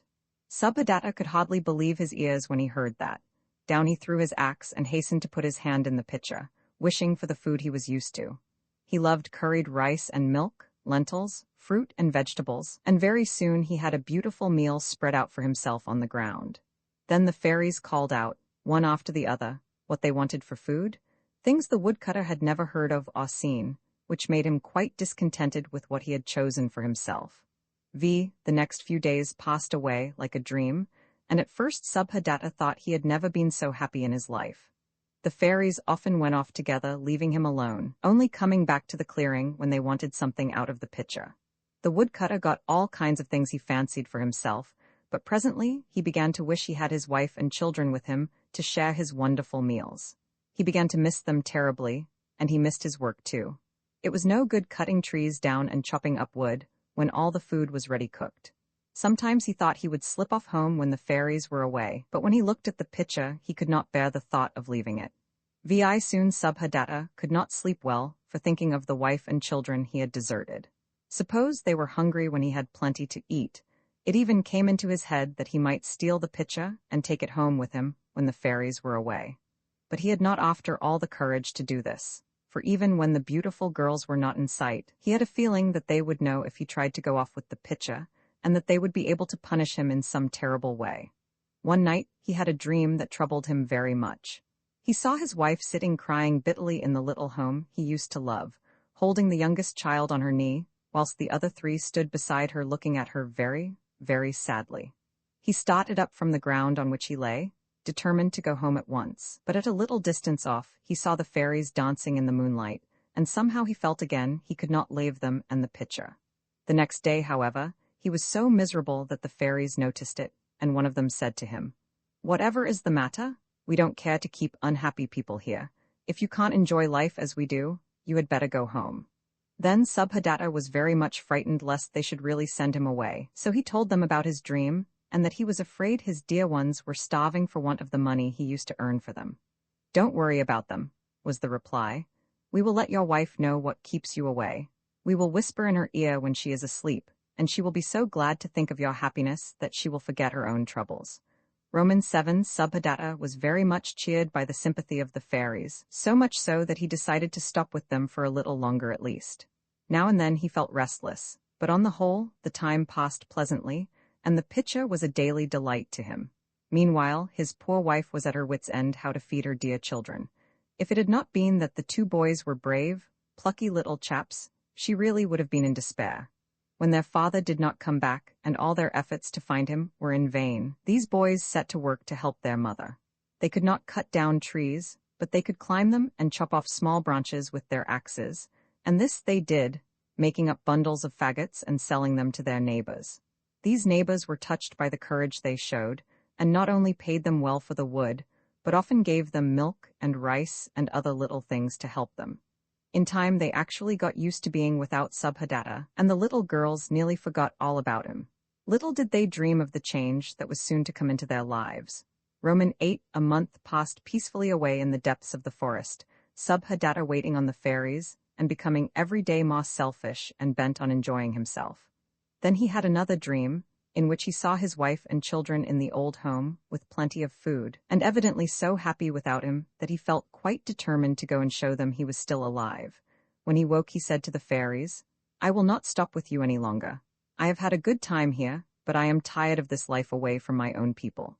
The fairies saw he was really in earnest this time, so they consented to let him go, but they were kind-hearted people, and felt they ought to pay him in some way for all he had done for them. They consulted together, and then one of them told him they wished to make him a present before he went away, and they would give him whatever he asked for. Roman 9. Directly the woodcutter heard he could have anything he asked for, he cried, "I will have the magic pitcher." You can just imagine what a shock this was to the fairies.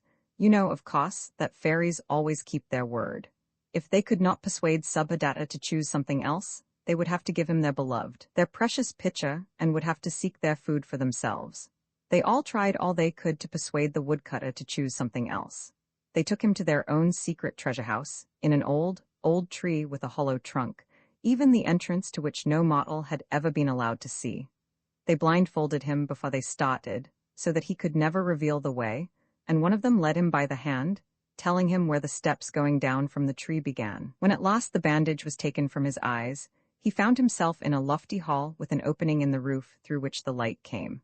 Piled up on the floor were sparkling stones worth a great deal of gold and silver money, and on the walls hung beautiful robes.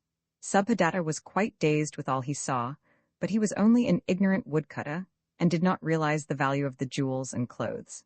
So when the fairies said to him, "Choose anything you like here and let us keep our pitcher," he shook his head and said, "No, no, no, the pitcher, I will have the pitcher." One fairy after another picked up the rubies and diamonds and other precious stones and held them in the light, that the woodcutter might see how lovely they were, and when he still only shook his head, they got down the robes and tried to make him put one of them on. "No, the pitcher," he said, and at last they had to give it up. They bound his eyes again and led him back to the clearing and the pitcher. Even when they were all back again in the clearing, the fairies did not quite give up hope of keeping their pitcher. This time they gave other reasons why Subhadatta should not have it. "It will break very easily," they told him, "and then it will be no good to you or anyone else. But if you take some of the money, you can buy anything you like with it. If you take some of the jewels, you can sell them for lots of money." "No, no, no," cried the woodcutter. The pitcher, I will have the pitcher." "Very well then, take the pitcher," they sadly answered, "and never let us see your face again." So Subhadatta took the pitcher, carrying it very, very carefully, lest he should drop it and break it before he got home. He did not think at all of what a cruel thing it was to take it away from the fairies, and leave them either to starve or to seek for food for themselves. The poor fairies watched him till he was out of sight, and then they began to weep and wring their hands. "He might at least have waited whilst we got some food out for a few days," one of them said. "He was too selfish to think of that," said another. "Come, let us forget all about him and go and look for some fruit." So they all left off crying and went away hand in hand. Fairies do not want very much to eat. They can live on fruit and dew, and they never let anything make them sad for long at a time.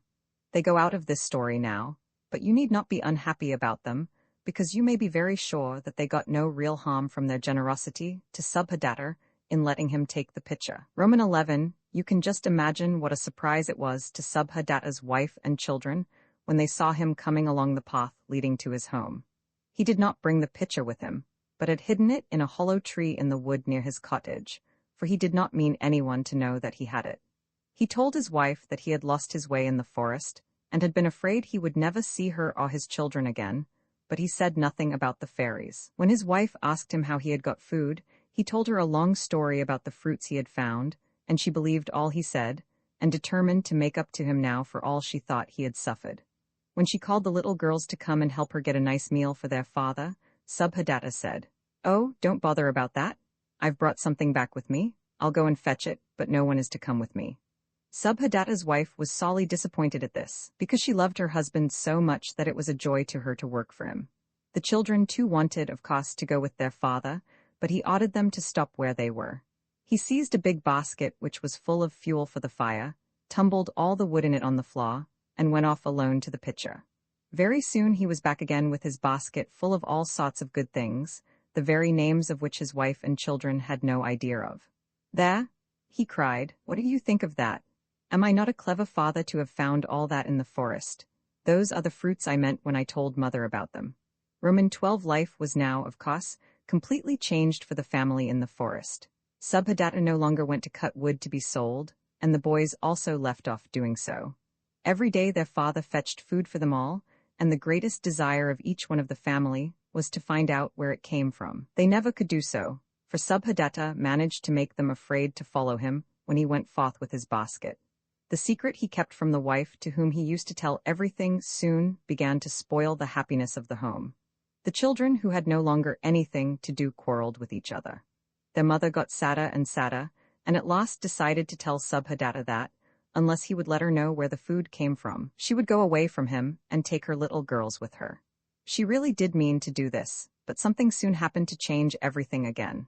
Of course, the neighbors in the wood, who had bought the fuel from the boys and helped them by giving them fruit and rice, heard of the return of their father and of the wonderful change in their lot.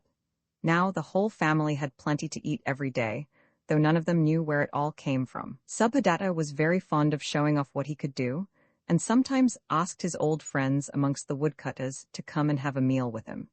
When they arrived, they would find all sorts of good things spread out on the ground and different kinds of wines in beautiful bottles. This went on for some months, Subhadatta getting prouder and prouder of all that he could do, and it seemed likely that his secret would never be discovered. Everybody tried to find it out, and many followed him secretly when he set forth into the woods. But he was very clever at dodging them, hiding his treasure constantly in a new place in the dead of the night. If he had only been content with getting food out of his pitcher and drinking pure water, all would most likely have been well with him. But that was just what he could not do. Till he had his pitcher, he had never drunk anything but water, but now he often took too much wine. It was this which led to the misfortune of losing his beloved pitcher. He began to boast of his cleverness, telling his friends there was nothing they wanted that he could not get for them. And one day, when he had given them a very grand feast, in which were several rare kinds of food they had asked for, he drank too much wine, so much that he no longer knew what he was saying. This was the chance his guests wanted. They began teasing him, telling him they believed he was really a wicked robber, who had stolen the food or the money to buy it. He got angry, and at last was actually silly enough to tell them all to come with him, and he would show them he was no robber. When his wife heard this, she was half pleased to think that now at last the secret would come out of where the food came from, and half afraid that something terrible would happen. The children too were greatly excited, and went with the rest of the party, who followed their father to the lost hiding place of the precious pitcher. When they all got very near the place, however, some idea began to come into Subhadatta's head that he was doing a very foolish thing. He stopped suddenly, turned round facing the crowd that followed him, and said he would not go a step further till they all went back to the cottage. His wife begged him to let her at least go with him, and the children all clamored not to be sent back, but it was no good. Back they all had to go, the woodcutter watching till they were out of sight. Roman 13, when the woodcutter was quite sure that everyone was gone and nobody could see where he had hidden the pitcher, he took it from the hole in which it lay and carried it carefully to his home. You can imagine how everybody rushed out to meet him when he came in sight, and crowded round him, so that there was danger of the pitcher being thrown to the ground and broken. Subhadatta, however, managed to get into the cottage without any accident, and then he began to take things out of the pitcher and fling them on the ground, shouting, "Am I a robber? Am I a robber? Who dared to call me a robber?" Then, getting more and more excited, he picked up the pitcher, and holding it on his shoulder began to dance wildly about. His wife called out to him, "Oh, take care, you will drop it." But he paid no attention to her. Suddenly, however, he began to feel giddy and fell to the ground, dropping the pitcher as he did so. It was broken to pieces, and a great cry of sorrow went up from all who saw the accident. The woodcutter himself was broken-hearted, for he knew that he had done the mischief himself, and that if only he had resisted the temptation to drink the wine he would still have his treasure.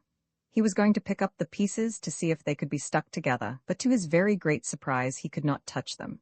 He heard a silvery laugh and what sounded like children clapping their hands, and he thought he also heard the words, "Our pitcher is ours again."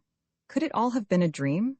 No, for there on the ground were the fruits and cakes that had been in the pitcher, and there were his wife, his children, and his friends, all looking sadly and angrily at him.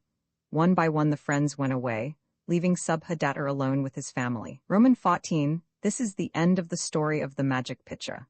But it was the beginning of a new chapter in the lives of Subhadatta and his family. They never forgot the wonder-working pitcher, and the children were never tired of hearing the story of how their father came to get it.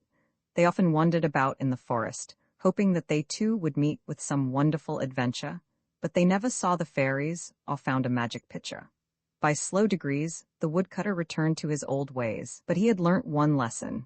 He never again kept a secret from his wife, because he felt sure that, if he had told her the truth about the pitcher when he first came home, she would have helped him to save the precious treasure. The magic shoes and staff I saw, far away in a town of India called Chinchini, where in days long gone by the ancient gods in whom the people believed are said sometimes to have appeared to those who called upon them for help, there lived 3 brothers of noble birth, who had never known what it was to want for food, or clothes, or a house to live in.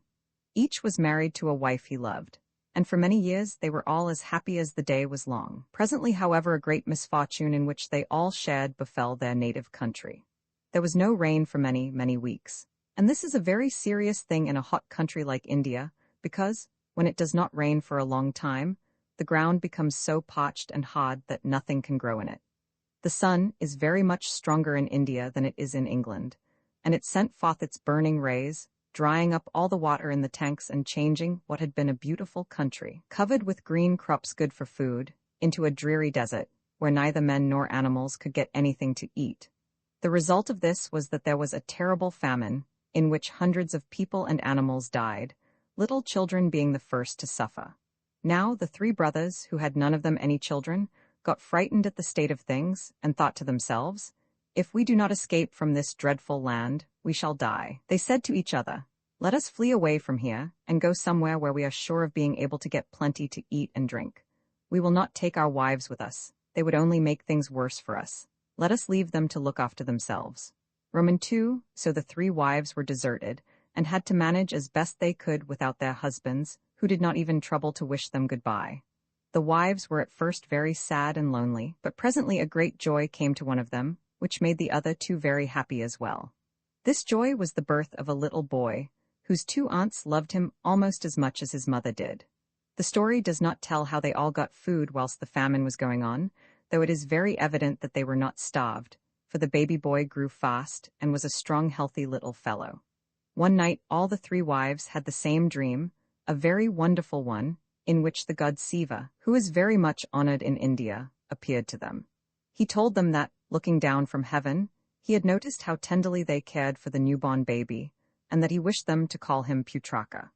Besides this, he astonished them by adding that, as a reward for the unselfish way in which they had behaved, they would find 100,000 gold pieces under the little child's pillow every morning, and that one day that little child would be a king. Roman 3. The wonderful dream was fulfilled, and the mother and aunts called the boy Putraka. Every morning they found the gold pieces under his pillow, and they took care of the money for him, so that when he grew up, he was the very richest man in the whole country. He had a happy childhood and boyhood, his only trouble being that he did not like having never seen his father. His mother told him about the famine before he was born, and how his father and uncles had gone away and never come back. He often said, "When I am a man I will find my father and bring him home again." He used his money to help others, and one of the best things he did was to irrigate the land.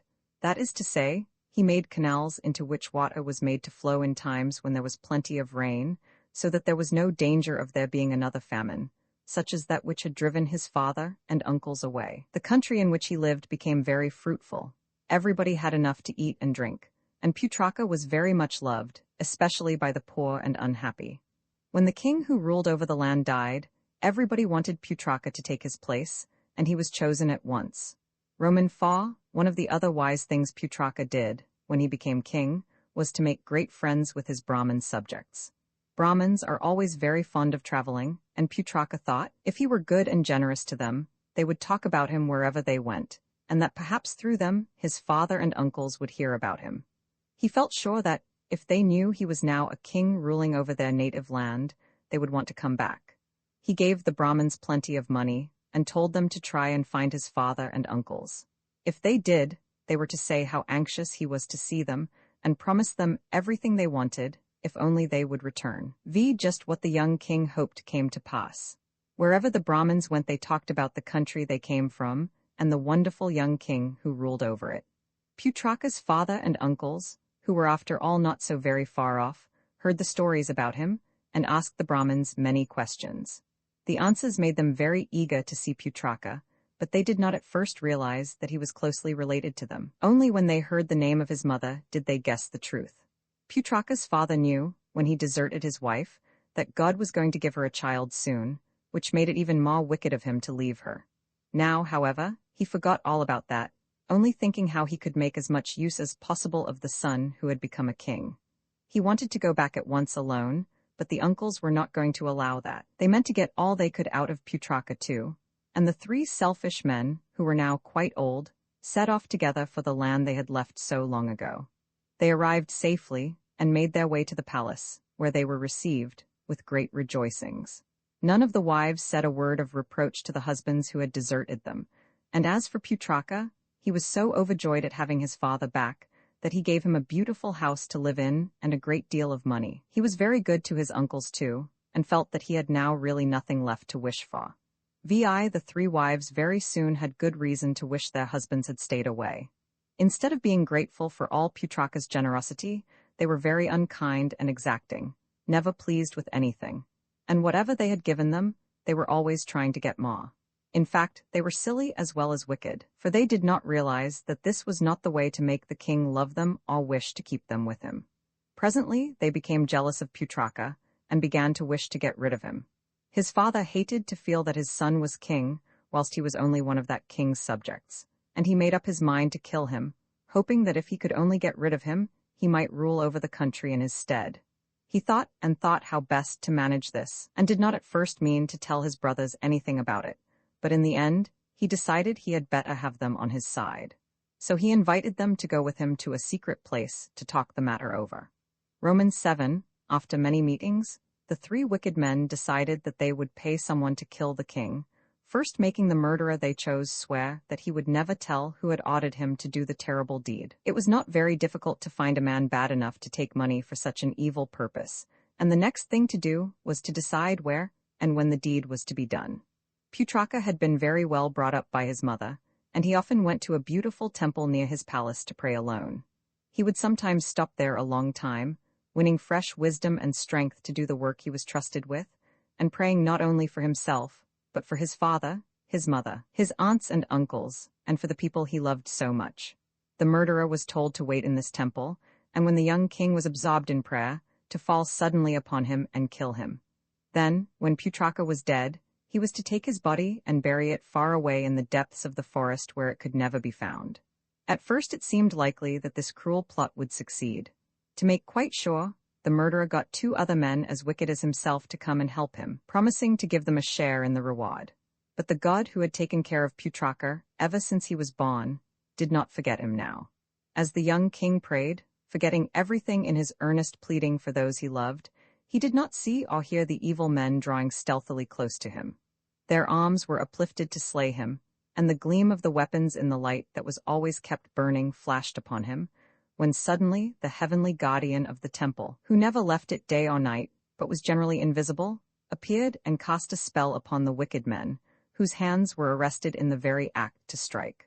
What a wonderful sight that must have been, when Putraka, disturbed in his prayers, looked round and saw the men who had come to kill him, with the shadowy form of the guardian threatening them. He knew at once that he had been saved from a dreadful death by a messenger from the god he had been worshipping. As he gazed at the men, the guardian faded away, and he was left alone with them. Slowly the spell cast on them was broken, and they dropped their weapons, prostrated themselves, and clasped their hands in an appeal for mercy to the man they had meant to destroy. Putraka looked at them quietly and sadly. He felt no anger against them, only a great thankfulness for his escape. He spoke to the men very sternly, asking them why they wished to harm him, and the chief murderer told him who had sent them. The knowledge that his father wished to kill him shocked and grieved the young king terribly, but he controlled himself even when he learnt the sad truth. He told the men that he forgave them, for they were not the most to blame, and he made them promise never to betray who had bribed them to kill him. He then gave them some money and told them to leave him. Roman 8, when Putraka was alone, he threw himself upon the ground and wept very bitterly. He felt that he could never be happy again, never trust anyone again. He had so loved his father and uncles. It had been such a joy to him to give them pleasure, and yet they hated him and wished to kill him. He wondered whether he was himself to blame for what had happened, and began to think he was not worthy to be king, if he could make such a mistake as he now feared he had made in being so generous to those who could have such hard thoughts of him as to want to take his life. Perhaps after all it would be better for his country to have another king. He did not feel as if he could go back to his palace and meet his father and uncles again. "What shall I do? What shall I do?" he cried, his sobs choking his voice. Never in all his life had he thought it possible to be so miserable as he was now. Everything seemed changed, and he felt as if he were himself a different person. The only thing that comforted him at all was the thought of his mother, whose love had never failed him, but even that was spoiled by the remembrance that it was her husband who had wished to kill him. She must never know that, for it would break her heart. Yet how could he keep it from her? Then the idea came to him that the best thing he could do would be to go away and never see his own people again. Roman 9 in the end, the poor young king decided that he would go right away as his father and uncles had done, and his mind being made up, he became more cheerful and began to think he might meet with some interesting adventures in a new country, where nobody knew anything about him. As soon as it was light, he wandered off into the forest, feeling, it is true, very lonely, but at the same time taking a certain pleasure in being entirely his own master, which a king can never really be, because he has to consider so many other people and to keep so many rules. After all, Putraka did not find the forest so very lonely, for he had not gone far in it before his sad thoughts were broken in upon by his coming suddenly to a little clearing, where the trees had been cut down and two strong-looking men were wrestling together. The king watched them for a little while, wondering what they were fighting about. Then he called out, "What are you doing here? What are you quarreling about?" The men were greatly surprised to hear Putraka's voice, for they thought that they were quite alone. They stopped fighting for a minute or two, and one of them said, "We are fighting for 3 very precious things which were left behind him by our father." "What are those things?" asked Putraka. "A bowl, a stick, and a pair of shoes," was the reply. "Whoever wins the fight will get them all. There they lie on the ground." "Well, I never," cried the king, laughing as he looked at the things, which seemed to him worth very little. "I shouldn't trouble to fight about such trifles, if I were you." "Trifles!" exclaimed one of the men angrily. "You don't know what you are talking about. They are worth more than their weight in gold. Whoever gets the bowl will find plenty of food in it whenever he wants it. The owner of the stick has only to write his wishes on the ground with it, and he will get them. And whoever puts on the shoes can fly through the air in them to any distance." When Putraka heard the wonders which could be done with what he had thought not worth having, he determined to get possession of the 3 treasures for himself, not considering that it would be very wrong to take what did not belong to him. "It seems a pity to fight," he said. "Why don't you race for the things, and let whichever wins the race have them? That banyan tree over there would make a good winning post, and I will be the umpire." Instead of guessing what Putraka had in his mind, the brothers, who were very simple fellows, said at once, "All right, we won't fight, we'll race instead, and you can give us the start." Putraka agreed, and directly they were off he lost not a moment, but picked up the bowl and the staff, put on the shoes, and flew straight up into the air with the treasures. When the brothers came back, disputing about which of them had won, there was not a sign of Putraka, the bowl, the stick, or the shoes. They guessed at once what had happened, and after staring up in the air for a long time, they went home, feeling very much enraged with the man who had cheated them, and ashamed of having been so stupid as to trust him. Roman 11 On and on flew Putraka, full of eager delight in the new power of flight. How he loved rushing through the air, cleaving it like a bird on the wing. All he wanted to make him perfectly happy was someone to enjoy his new powers with him. Presently he found himself above a beautiful city with towers and pinnacles and minarets gleaming in the sunshine. "Ah," he thought, "that is the place for me. I will go down there and see if I can find a nice house to live in, and some people to make friends with, who will not try to kill me or to cheat me, but love me and be grateful to me for any kindness I show them." As Putraka was hovering in the air above the town to which he had taken such a fancy, he noticed a little house which rather pleased him, for though it was poor-looking, there was something cheerful and homelike about it. Down he sped and alighted at the door. Only one poor old woman lived in the house, and when Putraka knocked and asked if he might come in, she said yes, at once. He gave her some money and told her he would like to live with her, if she would let him do so. She was only too glad to consent, for she was very lonely, and the two lived happily together for a long time. Roman 12 The old woman grew very fond of Putraka, caring for him and waiting on him as if he had been her own son. She was so anxious that he should be happy that she became afraid he would become tired of living alone with her. So she said to him one day, "My dear adopted son, you ought to have a wife to keep you company. I know the very one for you, the only one really worthy of you. She is a princess, and her name is Patala. She is so very lovely that every man who sees her falls in love with her and wants to carry her off. So she is most carefully guarded in the top rooms of a great palace, as high as the summits of the loftiest mountains." When Putraka heard this, he was all eagerness to see the princess, and at once determined to go forth to seek her.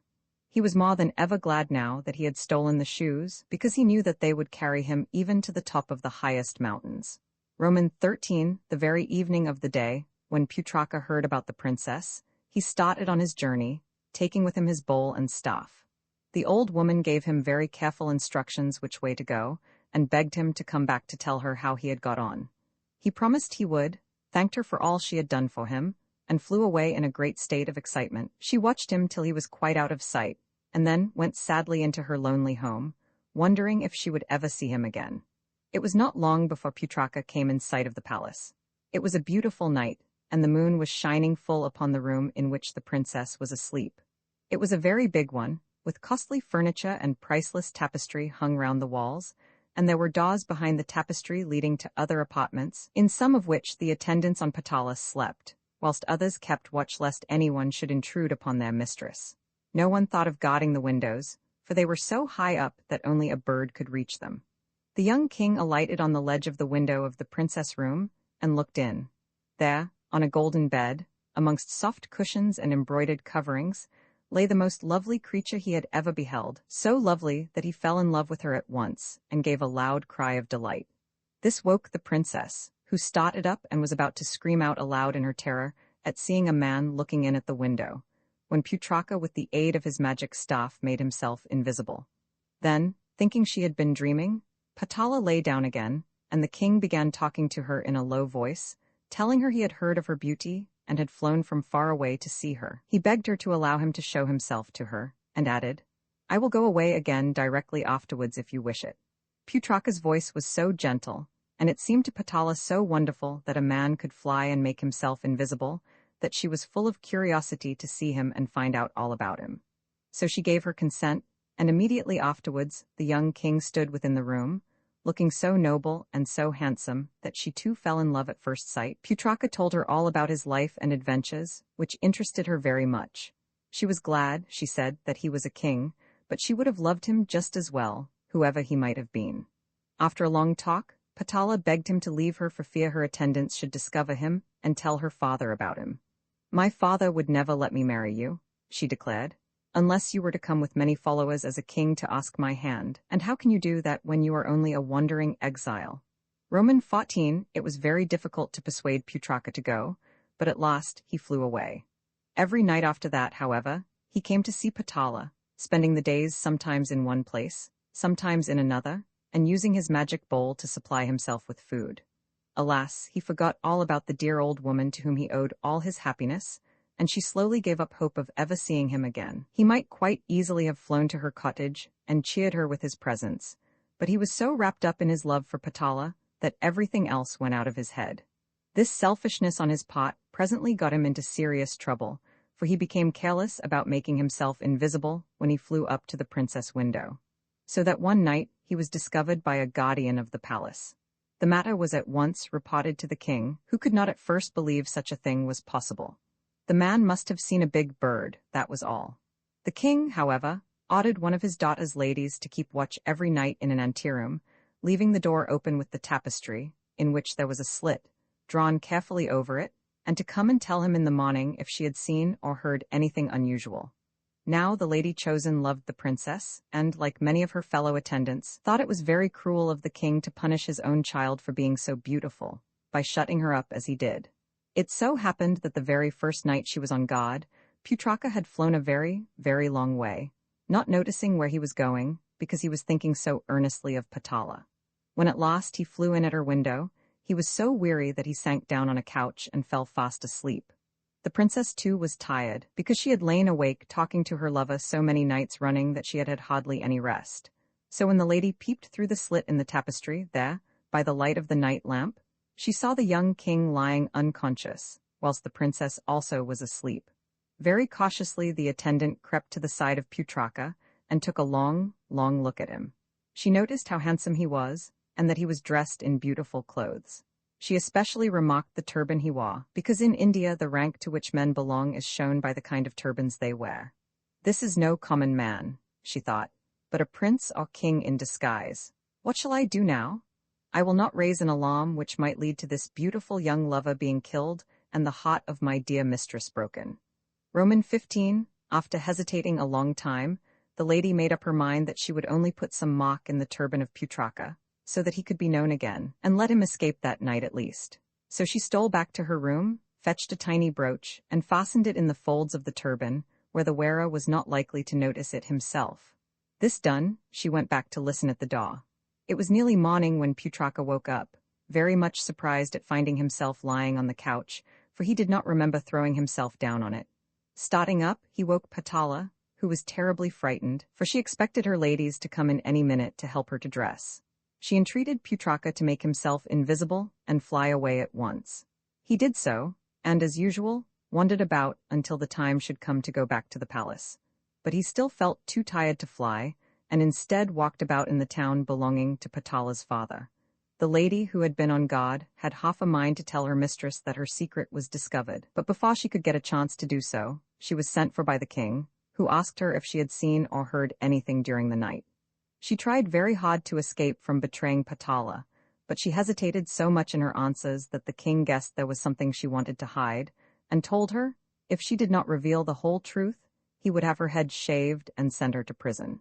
So she told how she had found a handsome man, beautifully dressed, fast asleep in Patala's room, but she did not believe her mistress knew anything about it, because she too was asleep. The king was of course in a terrible rage, and the lady was afraid he would order her to be punished, but he only went on questioning her angrily about what the man was like, so that he might be found and brought before him. Then the lady confessed that she had put the brooch in the turban, comforting herself with the thought that, when the king saw Putraka and knew that Patala loved him, he might perhaps relent and let them be married. When the king heard about the brooch, he was greatly pleased, and instead of ordering the lady to be punished, he told her that, when the man who had dared to approach his daughter was found, he would give her a great reward. He then sent forth hundreds of spies to hunt for the man with a brooch in his turban, and Putraka was very soon found, strolling quietly about in the marketplace. He was so taken by surprise that, though he had his staff in his hand and his shoes and bowl in the pocket of his robes, he had no time to write his wishes with the staff, or to put on the shoes, so he was obliged to submit to be dragged to the palace. He did all he could to persuade those who had found him to let him go, telling them he was a king and would reward them well. They only laughed at him and dragged him along with them to the palace, where he was at once taken before the king, who was sitting on his throne, surrounded by his court, in a great hall lined with soldiers. The big windows were wide open, and noticing this, Putraka did not feel at all afraid, for he knew he had only to slip on his shoes and fly out of one of the windows if he could not persuade the king to let him marry Patala. So he stood quietly at the foot of the throne and looked bravely into the face of his dear one's father. This only made the king more angry, and he began calling Putraka all manner of names and asking him how he dared to enter the room of his daughter. Putraka answered quietly that he loved Patala and wished to marry her. He was himself a king and would give her all she had been used to. But it was all no good, for it only made the king more angry. He rose from his throne, and stretching out his hand, he cried, "Let him be scourged and placed in close confinement." Then Putraka with his staff wrote rapidly on the ground his wish that no one should be able to touch him, and stooping down slipped on his magic shoes. The king, the courtiers, and the soldiers all remained exactly as they were, staring at him in astonishment, as he rose up in the air and flew out of one of the windows. Straightway he sped to the palace of Patala and into her room, where she was pacing to and fro in an agony of anxiety about him, for she had heard of his having been taken prisoner and feared that her father would order him to be killed. Romans 16 Great indeed was the delight of Patala when her beloved Putraka once more flew in at her window, but she was still trembling with fear for him and begged him to go away back to his own land as quickly as possible. "I will not go without you," replied Putraka. "Wrap yourself up warmly, for it is cold flying through the air, and we will go away together, and your cruel father shall never see you again." Patala wept at hearing this, for it seemed terrible to her to have to choose between the father she loved and Putraka. But in the end her lover got his own way, and just as those who were seeking him were heard approaching, he seized his dear one in his arms and flew off with her. He did not return to his own land even then, but directed his course to the Ganges, the grand and beautiful river which the people of India love and worship, calling it their mother Ganga. By the banks of the sacred stream, the lovers rested, and with the aid of his magic bowl, Putraka soon had a good and delicious meal ready, which they both enjoyed very much. As they ate, they consulted together what they had better do now, and Patala, who was as clever as she was beautiful, said, "Would it not be a good thing to build a new city in this lovely place? You could do it with your marvelous stuff, could you not?" "Why, of course I could," said Putraka laughing. "Why didn't I think of it myself?" Very soon a wonderful town rose up, which the young king wished to be as much as possible like the home he had left, only larger and fuller of fine buildings than it. When the town was made, he wished it to be full of happy inhabitants, with temples in which they might worship, priests to teach them how to be good, markets in which food and all that was needed could be bought, tanks and rivulets full of pure water, soldiers and officers to defend the gates, elephants on which he and his wife could ride, everything in fact that the heart of man or woman could desire. The first thing Putraka and Patala did after the rise of their own town, which they named Pataliputra one after themselves, was to get married in accordance with the rites of their religion. And for many, many years they reigned wisely over their people, who loved them and their children with all their hearts. Amongst the attendants on those children was the old woman who had shown kindness to Putraka in his loneliness and trouble. For when he told Patala the story of his life, she reproached him for his neglect of one to whom he owed so much.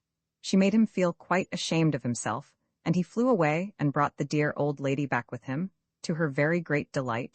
The story of a cat, a mouse, a lizard, and an owl. This is the story of 4 creatures, none of whom loved each other, who lived in the same banyan tree in a forest in India.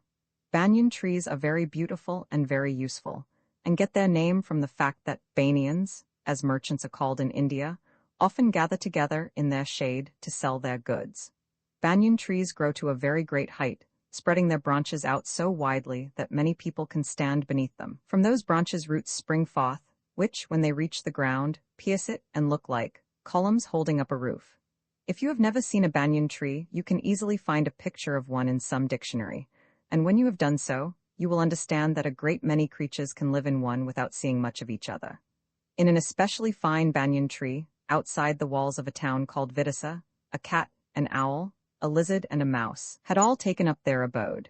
The cat lived in a big hole in the trunk some little distance from the ground, where she could sleep very cozily, curled up out of sight with her head resting on her forepaws, feeling perfectly safe from harm. For no other creature, she thought, could possibly discover her hiding place. The owl roosted in a mass of foliage at the top of the tree, near the nest in which his wife had brought up their children, before those children flew away to seek mates for themselves. He too felt pretty secure as long as he remained up there, but he had seen the cat prowling about below him more than once, and was very sure that, if she should happen to catch sight of him when he was off his guard seeking his prey, and obliged to give all his attention to what he was doing, she might spring out upon him and kill him. Cats do not generally attack such big birds as owls, but they will sometimes kill a mother sitting in her nest, as well as the little ones, if the father is too far off to protect them. The lizard loved to lie and bask in the sunshine, catching the flies on which he lived, lying so still that they did not notice him, and darting out his long tongue suddenly to suck them into his mouth. Yet he hid from the owl and the cat, because he knew full well that, tough though he was, they would gobble him up if they happened to be hungry. He made his home amongst the roots on the south side of the tree where it was hottest, but the mouse had his hole on the other side amongst damp moss and dead leaves. The mouse was in constant fear of the cat and the owl. He knew that both of them could see in the dark, and he would have no chance of escape if they once caught sight of him. Roman 2, the lizard and the mouse could only get food in daylight, but the lizard did not have to go far for the flies on which he lived, whilst the mouse had a very dangerous journey to take to his favorite feeding place. This was a barley field a short distance from the banyan tree, where he loved to nibble the full ears, running up the stalks to get at them. The mouse was the only one of the 4 creatures in the banyan tree who did not feed on others, for like the rest of his family, he was a vegetarian, that is to say, he ate nothing but vegetables and fruit. Now the cat knew full well how fond the mouse was of the barley field, and she used to keep watch amongst the tall stems, creeping stealthily about with her tail in the air and her green eyes glistening, expecting any moment to see the poor little mouse darting hastily along. The cat never dreamt that any danger could come to her, and she trod down the barley, making quite a clear path through it. She was quite wrong in thinking herself so safe, for that path got her into very serious trouble. It so happened that a hunter, whose great delight was to kill wild creatures, and who was very clever in finding them, noticing every little thing which could show him where they had passed by, came one day into the barley field. He spied the path directly and cried, "Ha, ha, some wild animal has been here, not a very big one. Let's have a look for the footprints." So he stooped down to the ground, and very soon saw the marks of Pussy's feet. "A cat, I do believe," he said to himself. "Spoiling the barley she doesn't want to eat herself. I'll soon pay her out." The hunter waited until the evening lest the creature should see what he was going to do, and then in the twilight he set snares all over the barley field. A snare, you know, is a string with a slipknot at the end of it, and if an animal puts his head or one of his paws into this slipknot and goes on without noticing it, the string is pulled tight and the poor creature cannot get free. Roman 3, exactly what the hunter expected happened. The The cat came as usual to watch for the mouse, and caught sight of him running across the end of the path. Puss dashed after him, and just as she thought she really had got him this time, she found herself caught by the neck, for she had put her head into one of the snares. She was nearly strangled and could scarcely even mew. The mouse was so close that he heard the feeble mew, and in a terrible fright, thinking the cat was after him, he peeped through the stems of the barley to make sure which way to run to get away from her. What was his delight when he saw his enemy in such trouble, and quite unable to do him any harm. Now it so happened that the owl and the lizard were also in the barley field, not very far away from the cat, and they too saw the distress their hated enemy was in. They also caught sight of the little mouse peeping through the barley, and the owl thought to himself, "I'll have you, my little friend, now puss cannot do me any harm," whilst the lizard darted away into the sunshine, feeling glad that the cat and the owl were neither of them now likely to trouble their heads about him. The owl flew quietly to a tree hard by to watch what would happen, feeling so sure of having the mouse for his dinner that he was in no hurry to catch him. Roman Fa the mouse, small and helpless though he was a wise little creature. He saw the owl fly up into the tree, and knew quite well that if he did not take care, he would serve as dinner to that great strong bird. He knew too that, if he went within reach of the claws of the cat, he would suffer for it. "How I do wish," he thought to himself, "I could make friends with the cat, now she is in distress, and get her to promise not to hurt me if ever she gets free. As long as I am near the cat, the owl will not dare to come after me." As he thought and thought, his eyes got brighter and brighter, and at last he decided what he would do. He had, you see, kept his presence of mind, that is to say, he did not let his fright of the cat or the owl prevent him from thinking clearly. He now ventured forth from amongst the barley, and coming near enough to the cat for her to see him quite clearly, but not near enough for her to reach him with her claws, or far enough away for the owl to get him without danger from those terrible claws, he said to the cat in a queer little squeaky voice, "Dear puss, I do not like to see you in such a fix. It is true we have never been exactly friends, but I have always looked up to you as a strong and noble enemy. If you will promise never to do me any harm, I will do my best to help you. I have very sharp teeth, and I might perhaps be able to nibble through the string round your beautiful neck and set you free. What do you think about it?" When the cat heard what the mouse said, she could hardly believe her ears. She was of course ready to promise anything to anyone who would help her, so she said at once, "You dear little mouse, to wish to help me. If only you will nibble through that string which is killing me, I promise that I will always love you, always be your friend, and however hungry I may be, I will starve rather than hurt your tender little body." On hearing this, the mouse, without hesitating a moment, climbed up onto the cat's back and cuddled down in the soft fur near her neck, feeling very safe and warm there. The owl would certainly not attack him there, he thought, and the cat could not possibly hurt him. It was one thing to pounce down on a defenseless little creature running on the ground amongst the barley, quite another to try and snatch him from the very neck of a cat. The cat of course expected the mouse to begin to nibble through the string at once, and became very uneasy when she felt the little creature nestle down as if to go to sleep, instead of helping her. Poor pussy could not turn her head so as to see the mouse without drawing the string tighter, and she did not dare to speak angrily lest she should offend him. "My dear little friend," she said, "do you not think it is high time to keep your promise and set me free?" Hearing this, the mouse pretended to bite the string, but took care not to do so really, and the cat waited and waited, getting more miserable every minute. All through the long night the same thing went on, the mouse taking a little nap now and then, the cat getting weaker and weaker. "Oh," she thought to herself, "if only I could get free, the first thing I would do would be to gobble up that horrid little mouse." The moon rose, the stars came out, the wind murmured amongst the branches of the banyan tree, making the unfortunate cat long to be safe in her cozy home in the trunk. The cries of the wild animals which prowl about at night seeking their food were heard, and the cat feared one of them might find her and kill her. A mother tiger perhaps would snatch her, and take her to her hungry cubs, hidden away in the deep forest, or a bird of prey might swoop down on her and grip her in his terrible claws. Again and again she entreated the mouse to be quick, promising that, if only he would set her at liberty, she would never, never, never forget it or do any harm to her beloved friend.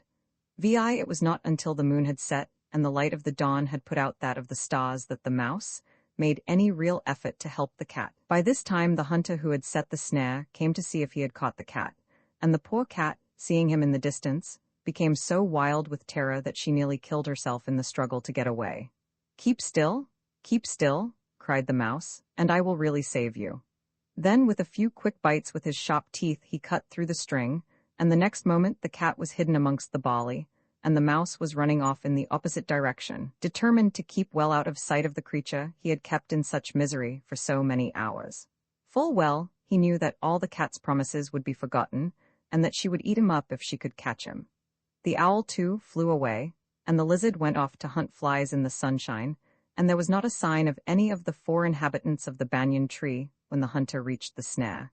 He was very much surprised and puzzled to find the string hanging loose in 2 pieces, and no sign of there having been anything caught in it, except 2 white hairs lying on the ground close to the trap. He had a good look round, and then went home without having found out anything. When the hunter was quite out of sight, the cat came forth from the barley, and hastened back to her beloved home in the banyan tree. On her way, there she spied the mouse also hurrying along in the same direction, and at first she felt inclined to hunt him and eat him then and there. On second thoughts, however, she decided to try and keep friends with him, because he might help her again if she got caught a second time. So she took no notice of the mouse until the next day, when she climbed down the tree and went to the roots in which she knew the mouse was hidden. There she began to purr as loud as she could, to show the mouse she was in a good humor, and called out, "Dear good little mouse, come out of your hole and let me tell you how very, very grateful I am to you for saving my life. There is nothing in the world I will not do for you, if you will only be friends with me." The mouse only squeaked in answer to this speech, and took very good care not to show himself, till he was quite sure the cat was gone beyond reach of him. He stayed quietly in his hole, and only ventured forth after he had heard the cat climb up into the tree again. It is all very well, thought the mouse, to pretend to make friends with an enemy when that enemy is helpless, but I should indeed be a silly mouse to trust a cat when she is free to kill me. The cat made a good many other efforts to be friends with the mouse, but they were all unsuccessful. In the end, the owl caught the mouse, and the cat killed the lizard. The owl and the cat both lived for the rest of their lives in the banyan tree, and died in the end at a good old age. Hindu Tales from the Sanskrit by S.M. Mitra. Uncopyright. May you do good and not evil. May you find forgiveness for yourself and forgive others. May you share freely, never taking more than you give. Copyright pages exist to tell you that you can't do something. Unlike them, this uncopyright page exists to tell you that the writing and artwork in this ebook are believed to be in the United States public domain. That is, they are believed to be free of copyright restrictions in the United States. The United States public domain represents our collective cultural heritage, and items in it are free for anyone in the United States to do almost anything at all with, without having to get permission. Copyright laws are different all over the world, and the source text or artwork in this ebook may still be copyrighted in other countries. If you're not located in the United States, you must check your local laws before using this ebook. Standard ebooks makes no representations regarding the copyright status of the source text or artwork in this ebook in any country other than the United States. Non-authorship activities performed on items that are in the public domain, so-called sweat of the brow work, don't create a new copyright.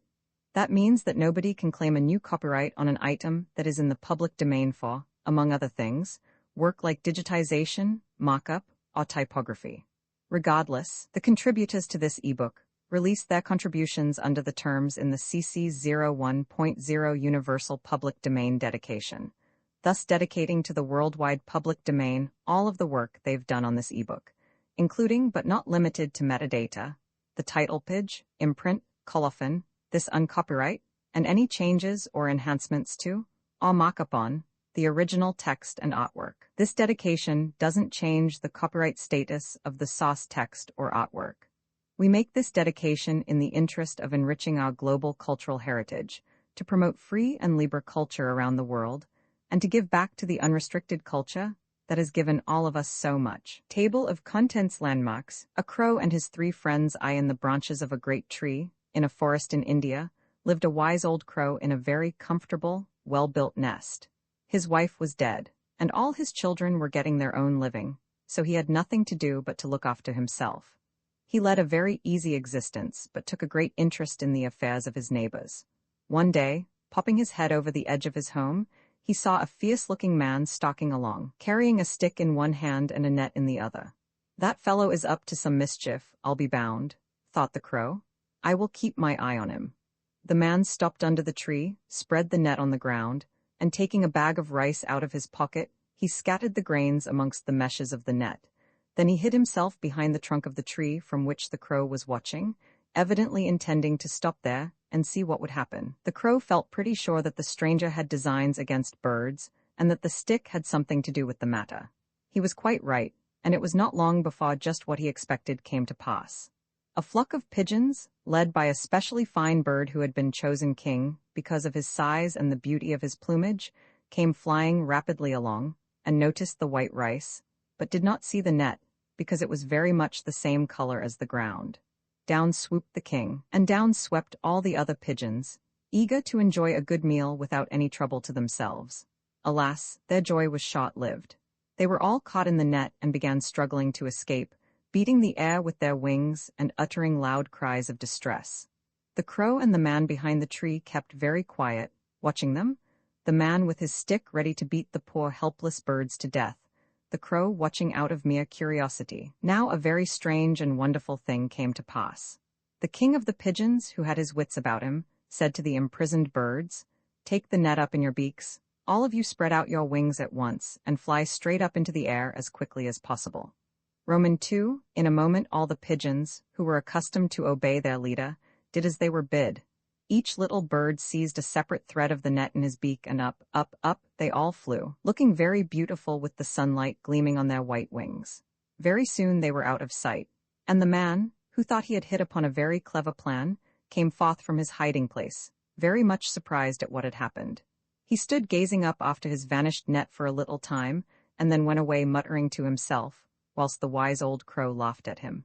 When the pigeons had flown some distance, and were beginning to get exhausted, for the net was heavy and they were quite unused to carrying loads, the king bade them rest a while in a clearing of the forest, and as they all lay on the ground panting for breath, with the cruel net still hampering them, he said, "What we must do now is to take this horrible net to my old friend Hiranya the mouse, who will, I am quite sure, nibble through the strings for me and set us all free.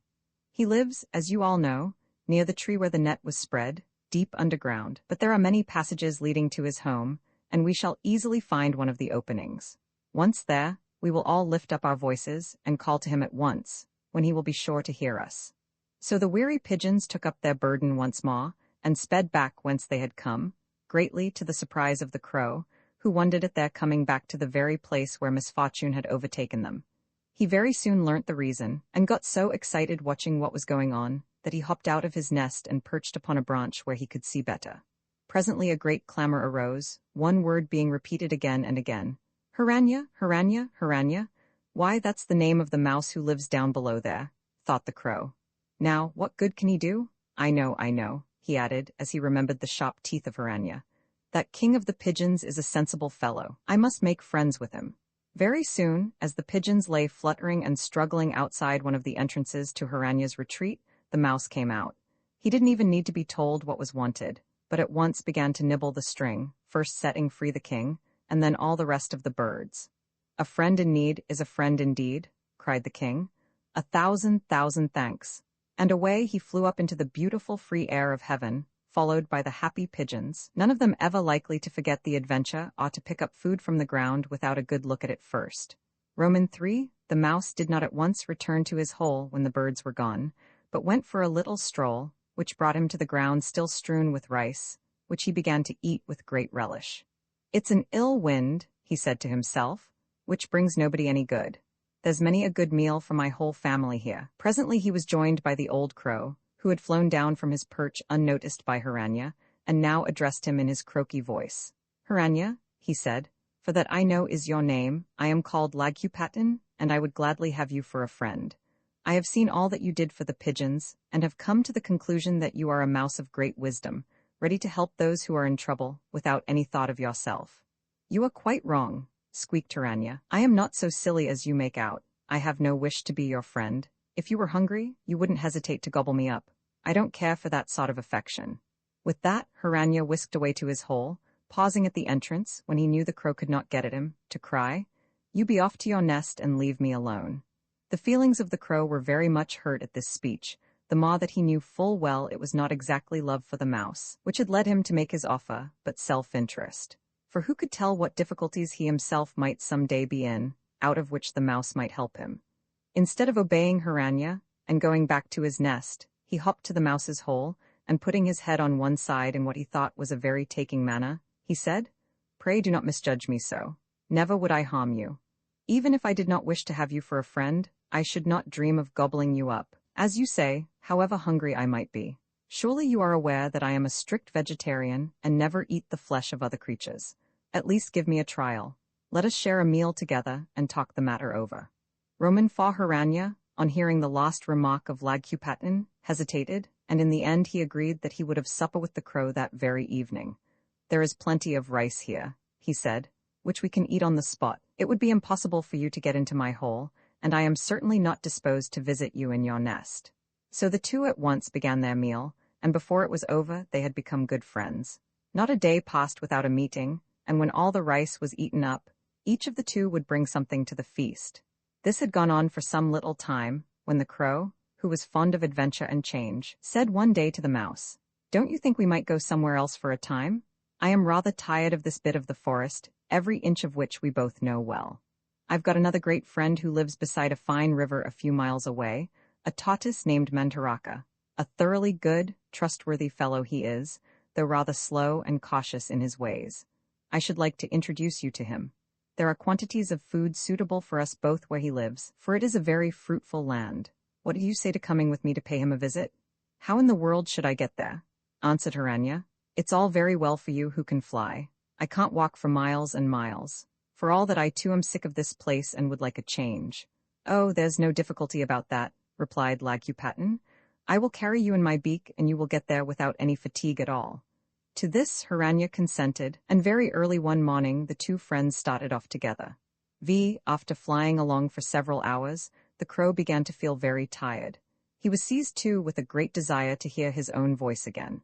So he flew to the ground, laid his little companion gently down, and gave vent to a number of hoarse cries, which quite frightened Hiranya, who timidly asked him what was the matter. "Nothing whatever," answered Laghupatin, "except that you are not quite so light as I thought you were, and that I need a rest, besides which I am hungry and I expect you are.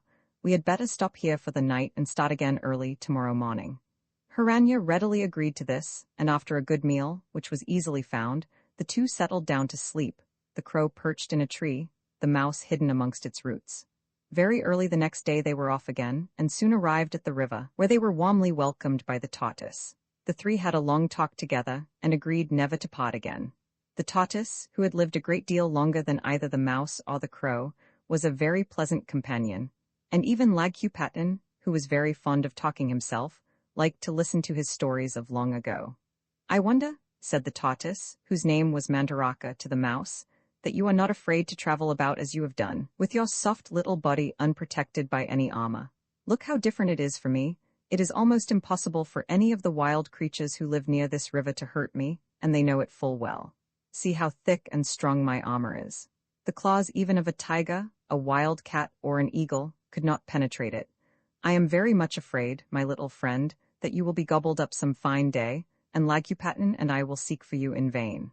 "Of course," said the mouse, "I know the truth of what you say, but I can very easily hide from danger. Much more easily than you, all Laghupatin.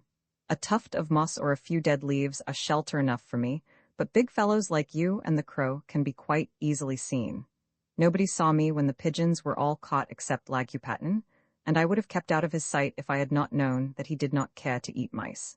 In spite of the fears of Mantaraka, the mouse and the crow lived as his guests for a long time without any accident, and one day they were suddenly joined by a new companion, a creature as unlike any one of the three friends as could possibly be imagined.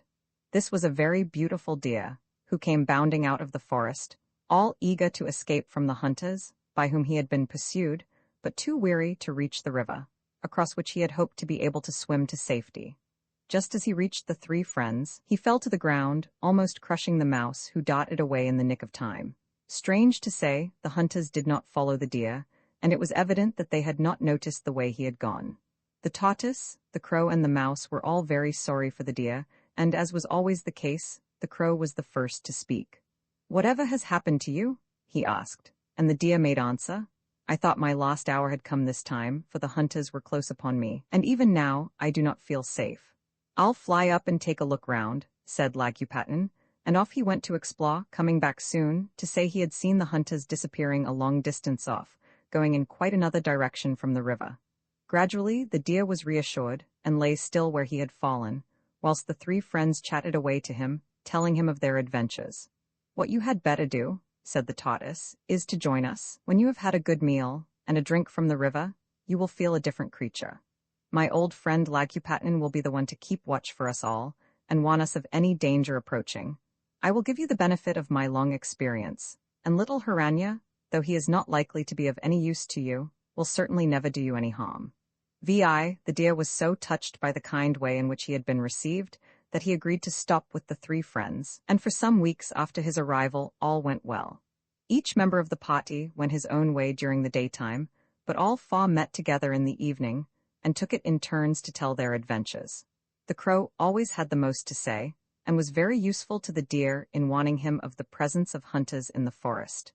One beautiful moonlight night, the deer did not come back as usual, and the other three became very anxious about him. The crow flew up to the highest tree near and eagerly sought for some sign of his lost friend, of whom he had grown very fond.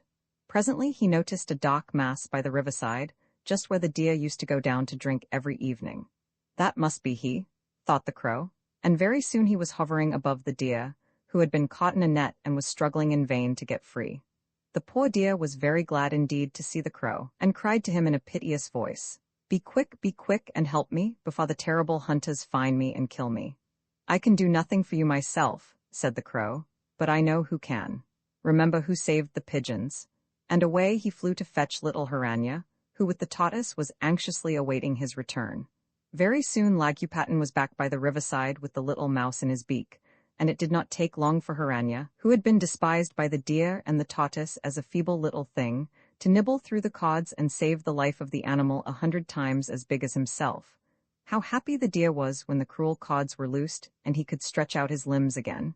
He bounded up, but took great care not to crush the mouse, who had done him such a service. "Never, never, never," he said, "shall I forget what you have done for me. Ask anything in my power, and I will do it." "I want nothing," said Hiranya, "except the joyful thought of having saved you." By this time the tortoise had crept to the riverbank, and he too was glad that the deer had been saved.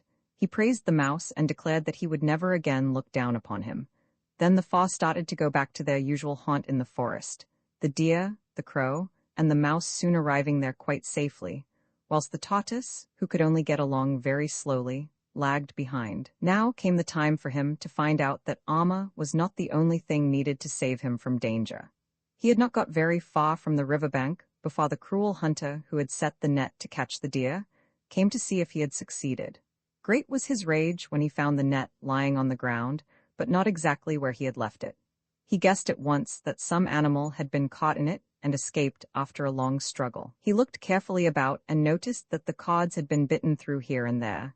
So he suspected just what had happened and began to search about for any creature who could have done the mischief. There was not a sign of the mouse, but the slow-moving tortoise was soon discovered, and pouncing down upon him, the hunter rolled him up in another net he had with him and carried him off.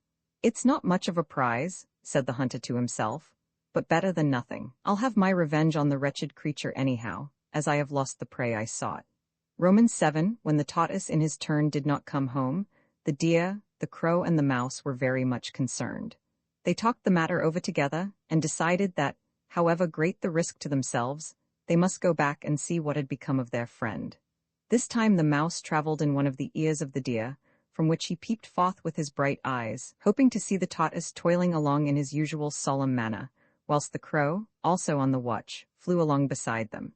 Great was the surprise and terror of all three when, as they came out of the forest, they saw the hunter striding along towards them, with the tortoise in the net under his arm. Once more the little mouse showed his wisdom. Without a moment's hesitation he said to the deer, "Throw yourself on the ground and pretend to be dead, and you," he added to the crow, "perch on his head and bend over as if you were going to peck out his eyes." Without any idea what Hiranya meant by these strange orders, but remembering how he had helped in other dangers, the two did as they were told, the poor deer feeling anything but happy lying still where his enemy was sure to see him, and thereby proving what a noble creature he was.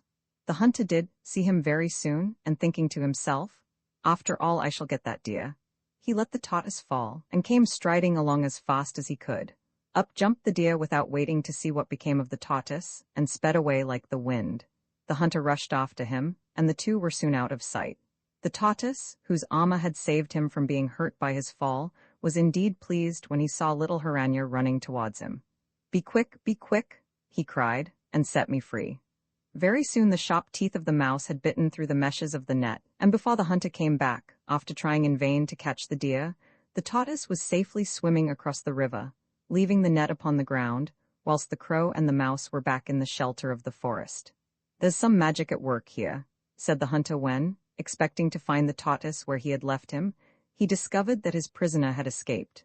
"The stupid beast could not have got out alone," he added, as he picked up the net and walked off with it, "but he wasn't worth keeping anyhow." That evening the four friends met once more, and talked over all they had gone through together. The deer and the tortoise were full of gratitude to the mouse, and could not say enough in his praise, but the crow was rather sulky, and remarked, "If it had not been for me, neither of you would ever have seen Hirannya. He was my friend before he was yours." "You are right," said the tortoise, "and you must also remember that it was my armor which saved me from being killed in that terrible fall. Your armor would not have been of much use to you if the hunter had been allowed to carry you to his home," said the deer. "In my opinion, you and I both owe our lives entirely to Hirannya. He is small and weak, it is true, but he has better brains than any of the rest of us, and I for one admire him with all my heart. I am glad I trusted him and obeyed him when he ordered me to pretend to be dead, for I had not the least idea how that could help the tortoise." "Have it your own way," croaked the crow, "but I keep my own opinion all the same. But for me, you would never have known my dear little Hirannya." In spite of this little dispute, the four friends were soon as happy together as before the adventure of the tortoise. They once more agreed never to part and lived happily together for many years, as they had done ever since they first met. A royal thief-catcher, in one of the smallest cities of India called Sravasti, the people gathered together on a very hot day to stare at and talk about a stranger who had come into the town, looking very weary and walking with great difficulty, because his feet were sore with tramping for a long distance on the rough roads. He was a Brahmin, that is to say, a man who devoted his whole life to prayer, and had promised to give up everything for the sake of pleasing the God in whom he believed, and to care nothing for comfort, for riches, or for good food. This Brahmin carried nothing with him but a staff to help him along, and a bowl in which to receive the offerings of those who thought it their duty to help him, and hoped by doing so to win favor in the sight of God. He was naked, except for a cloth worn about his loins, and his long hair was all matted together for want of combing and brushing. He made his way very slowly and painfully through the crowds, till he came to a shady corner, and there he sank down exhausted, holding out his bowl for the gifts of the people. Very soon his bowl would have been full of all sorts of good things, but he made it clear that he would accept nothing to eat except rice still in the husk, and nothing to drink but pure water. He was however willing to take money, and when the people who wished to help him found that out, they brought him a good many silver and gold pieces. Some who had no money to spare gave him jewels and other things which could be sold for money. Roman 2, as time went on, the Brahmin became very well known in Sravasti. His fame indeed spread far beyond the town, and people came from far away to consult him about all sorts of things, and he gave them good advice, for he was a very wise man. Those who wanted him to tell them what to do paid him for his advice, and as some of them had plenty of money and were glad to help him, he soon became quite rich. He might have done a great deal of good with all this money by helping the poor and suffering, but unfortunately he never thought of doing so. Instead of that, he got to love the money for its own sake. At night, when all those who had come to see him had gone to rest, and there was no fear of his being found out, he used to steal away into the forest, and there he dug a deep hole at the root of a great tree, to which he took all his money and jewels. In India, everybody has a siesta, that is to say, a sleep in the middle of the day, because the heat is so great it is difficult to keep well and strong without this extra rest. So, although it is quite light at the time, the streets are deserted, except for the dogs who prowl about, trying to find something to eat. Now the Brahmin loved his money and other treasures so much that he used very often to do without this siesta and go to the forest to enjoy the pleasure of looking at them. When he got to the tree, he would bend down, clear away the earth and leaves with which he had hidden his secret hole, take out the money and let it slip through his fingers, and hold up the jewels to the light, to watch how they gleamed and glistened. He was never so happy as when he was alone with his riches, and it was all he could do to tear himself away from them when the time came to go back to his shady corner. In fact, he was becoming a selfish miser instead of the holy man the people of Esravasti thought he was. By the time the siesta was over, he was always back again in his place beneath the tree, holding out his bowl and looking as poor and thin as ever, so that nobody had the least idea of the truth. Roman 3, for many months the Brahmin led this double life, until one day, when he went as usual to his hiding place, he saw at once that someone had been there before him. Eagerly he knelt down, full of fear of exactly what had actually happened. All his care in concealing the hole had been wasted, for it was quite empty. The poor man could not at first believe his own eyes. He rubbed them hard, thinking that there was something the matter with them. Then he felt round and round the hole, hoping that after all he was mistaken, and when at last he was obliged to believe the terrible truth that there really was not a sign of his money and jewels, he became almost mad with misery. He began to run from tree to tree, peering into their roots, and when there was nothing to be seen, he rushed back again to his empty hole, to look into it once more. Then he wept and tore at his hair, stamped about and cried aloud to all the gods he believed in, making all kinds of promises of what he would do if only they would give him back his treasures. No answer came, and he began to wonder who could have done such a terrible thing. It must, he felt sure, have been one of the people of Esravasti, and he now remembered he had noticed that a good many of them had looked into his bowl with longing eyes when they saw the money and precious stones in it. What horrible, wicked people they are, he said to himself. I hate them. I should like to hurt them as they have hurt me. As he thought in this way, he got more and more angry, until he became quite worn out with giving way to his rage. Roman 4, after roaming about in the forest for a long time, the Brahmin went back to the house in Esravasti, where some kind people had lent him a room, glad and proud to have such a holy man, as they thought he was, living under their roof. He felt sure they had had nothing to do with the loss of his treasure, because they had given him many proofs of their goodness and honesty. Soon he was pouring out all his grief to them, and they did all they could to comfort him, telling him that he would very soon have plenty more money and jewels. They let him see, however, that they thought it was mean of him to hide away his riches, instead of using them to help the poor and suffering, and this added very much to his rage. At last he lost all self-control and cried, "It is not worthwhile for me to live any longer. I will go to some holy place of pilgrimage by the banks of the river, and there I will starve myself to death." A place of pilgrimage, you know, is one where some great event, generally connected with religion, has taken place, to which pilgrims go to pray in the hope of winning some special favor from God. The word pilgrim means a wanderer, but it has come in course of time to signify any traveler who comes from a distance to some such place. Benares in India is a very famous place of pilgrimage, because it is on the river Ganges, which the Hindus worship and love, believing that its waters can wash away their sins. Hundreds and thousands of Hindus go there every year to bathe in it, and many who know that they have not long to live wait on its banks to die, so that after their bodies have been burnt, as is the custom with the Hindus, their ashes may be thrown into the sacred stream.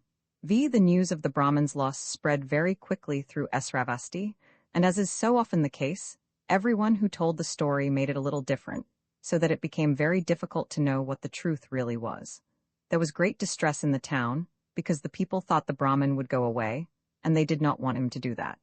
They were proud of having a man they thought so holy living amongst them, and ashamed that he should have been robbed whilst he was with them. When they heard that he meant to starve himself to death, they were dreadfully shocked, and determined to do all they possibly could to prevent it.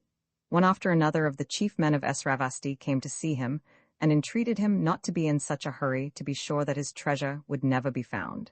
They said they would all do everything they possibly could to get it back for him. Some of them thought it was very wrong of him to make such a fuss about it, and blamed him for being a miser. They told him it was foolish to care so much for what he could not take with him when he died, and one specially wise old man gave him a long lecture on the wickedness of taking away the life which had been given to him by God to prepare for that in the other world. "Put the idea of starving yourself out of your head," he said, "and whilst we are seeking your treasure, go on as you did before you lost it. Next time you have any money and jewels, turn them to good account instead of hoarding them up." In spite of all that anyone could say to him, the Brahmin was quite determined that he would not live any longer. He set off to the place of pilgrimage he had chosen, taking no notice of anyone he met, but just marching steadily on. At first a number of people followed him, but by degrees they left off doing so, and soon he was quite alone. Presently, however, he could not help noticing a man approaching from the direction in which he was going. Very tall, very handsome, very dignified, this man was one whom no one could fail to admire, even if he had been only an ordinary person. But he was the king of the whole country, whose name was Prasnajit, and a little distance behind him were a number of his attendants waiting to obey his orders. Everybody, even the Brahmin, loved the king because he took such a very great interest in his people and was always trying to do them good. He had heard all about the loss of the money and was very much vexed that such a thing should have happened in his land. He had also heard that the Brahmin meant to kill himself, and this distressed him more than anything else, because he thought it a very wicked and terrible thing to do. The king stood so exactly in the path of the Brahmin that it was impossible to pass him by without taking any notice of him, and the unhappy man stood still, hanging down his head and looking very miserable. Without waiting for a moment, Prasnajit said to the Brahmin, "Do not grieve any more. I will find your treasure for you and give it back to you. Or if I fail to do so, I will pay you as much as it was worth out of my own purse. For I cannot bear to think of your killing yourself. Now tell me very carefully where you hid your gold and jewels, and everything about the place, to help me to make sure of it." The Brahmin was greatly delighted to hear this, because he knew full well that the king would keep his word, and that, even if his own treasure was never found, he would have plenty of money given to him by the king. He at once told Prasnajit exactly where he had put his star, and offered to take him there. The king agreed to go with him at once, and he and the Brahmin went straight away to the big hole in the forest, the attendants following them a little way behind. Romans 7, after the king had seen the big empty hole, and noticed exactly where it was, and the nearest way to it from the town, he returned to his palace, first telling the Brahmin to go back to the house he lived in, and wait there till he received a message from him. He promised to see that he wanted for nothing, and sent one of his attendants to a rich merchant of Esravasti, who had already done a good deal for the Brahmin, to order him to supply the holy man with all he needed. Very glad that after all he was not going to die, the Brahmin obeyed willingly, and for the next few days he was taken care of by the merchant, who supplied him with plenty of food. As soon as Prasnajit was back in his palace, he pretended that he was taken suddenly ill. His head ached badly, he said, and he could not make out what was the matter with him. He ordered a proclamation to be sent all round the town, telling all the doctors to come to the palace to see him. All the doctors in the place at once hastened to obey, each of them hoping that he would be the one to cure the king and win a great reward. So many were they that the big reception room was full of them, and they all glared at each other so angrily that the attendants kept careful watch lest they should begin to fight. One at a time they were taken to the king's private room, but very much to their surprise and disappointment, he seemed quite well and in no need of help from them. Instead of talking about his own illness, he asked each doctor who his patients were in the town, and what medicines he was giving to them.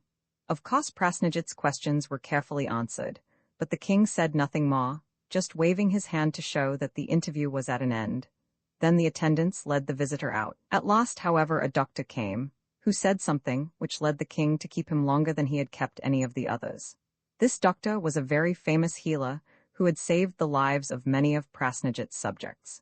He told the king that a merchant named Mitra was very ill, suffering greatly, but that he hoped to cure him by giving him the juice of a certain plant called Nagabala. At the time this story was written, doctors in India did not give their patients medicine or write prescriptions for them to take to chemists to be made up, because there were no chemists in those days, such as there are in all the towns of Europe, who keep the materials in stock for making medicines. A doctor just said to his patient, "You must take the juice of this or that plant," and the suffering person had to go into the fields or woods to find the plant or else to send a servant to do so. When the king heard that the doctor had ordered Matridatta to take the juice of the Nagabala plant, he cried, "No more doctors need come to see me," and after sending away the one who had told him what he wanted to know, he gave orders that Matridatta should be sent for at once. Roman 8, ill and suffering though he was, Matridatta did not dare disobey the king, so he came at once. As soon as he appeared, Prasnajit asked him how he was, and said he was sorry to have to make him leave his home when he was ill, but the matter on which he wished to see him was of very great importance. Then he suddenly added, "When your doctor ordered you to take the juice of the Nagabala plant, whom did you send to find it?" To this Matridatta replied, trembling with fear, "My servant, O king, sought it in the forest, and having found it, brought it to me. Go back and send that servant to me immediately," was the reply, and the merchant hurried away, wondering very much why the king wanted to see the man, and hoping that he himself would not get into disgrace on account of anything he had done to make Prasnajit angry. Roman 9. When Matridatta told his servant that he was to go to the palace to see the king, the man was dreadfully frightened and begged his master not to make him go. This made Matridatta pretty sure that he had done something wrong and was afraid of being found out. "Go at once," he said, "and whatever you do, speak the truth to the king. That will be your only chance if you have offended him." Again and again, the servant entreated Matridatta not to insist, and when he found it was no good, he asked him at least to come with him to the palace and plead for him with Prasnajit. The merchant knew then for certain that something was seriously wrong, and he consented to go to the palace with his servant, partly out of curiosity and partly out of fear for himself. When the two got to the palace, the attendants at once led the servant to the presence of the king, but they would not let the master go with him. Directly the servant entered the room and saw the king sitting on his throne, he fell upon his face at the foot of the steps, crying, "Mercy, mercy!" He was right to be afraid, for Prasnajit said to him in a loud voice, "Where are the gold and the jewels you took from the hole in the roots of a tree when you went to find the Nagabala plant for your master?" The servant, who really had taken the money and jewels, was so terrified when he found that the king knew the truth that he had not a word to say at first, but just remained lying on the ground, trembling all over. Prasnajit, too, was silent, and the attendants waiting for orders behind the throne looked on, wondering what would happen now. When the silence had lasted about 10 minutes, the thief raised his head from the ground and looked at the king, who still said not a word. Something in his face, however, made the wicked servant hope that he would not be punished by death in spite of the great wrong he had done. The king looked very stern, it is true, but not enraged against him. So the servant rose to his feet, and clasping his hands together as he held them up to Prasnajit, said in a trembling voice, "I will fetch the treasure, I will fetch the treasure." "Go then at once," said the king, "and bring it here."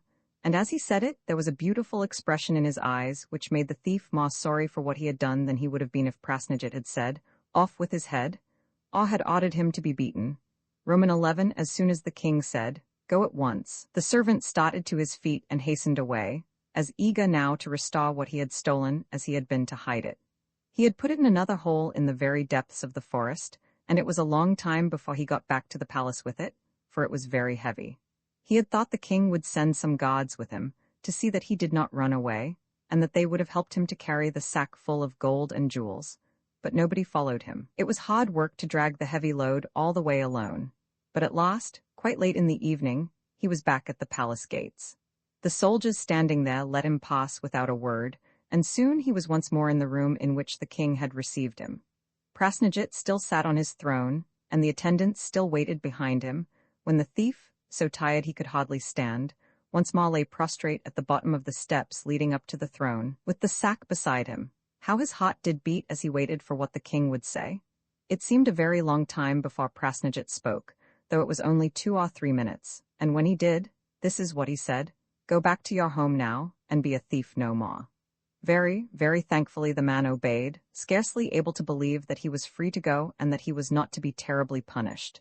Never again in the rest of his life did he take what did not belong to him, and he was never tired of telling his children and his friends of the goodness of the king who had forgiven him.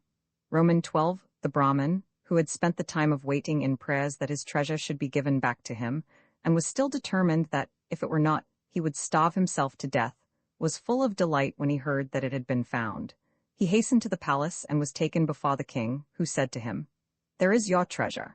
Take it away, and make a better use of it than before. If you lose it again, I shall not try to recover it for you." The Brahmin, glad as he was to have his money and jewels restored, did not like to be told by the king to make a better use of them.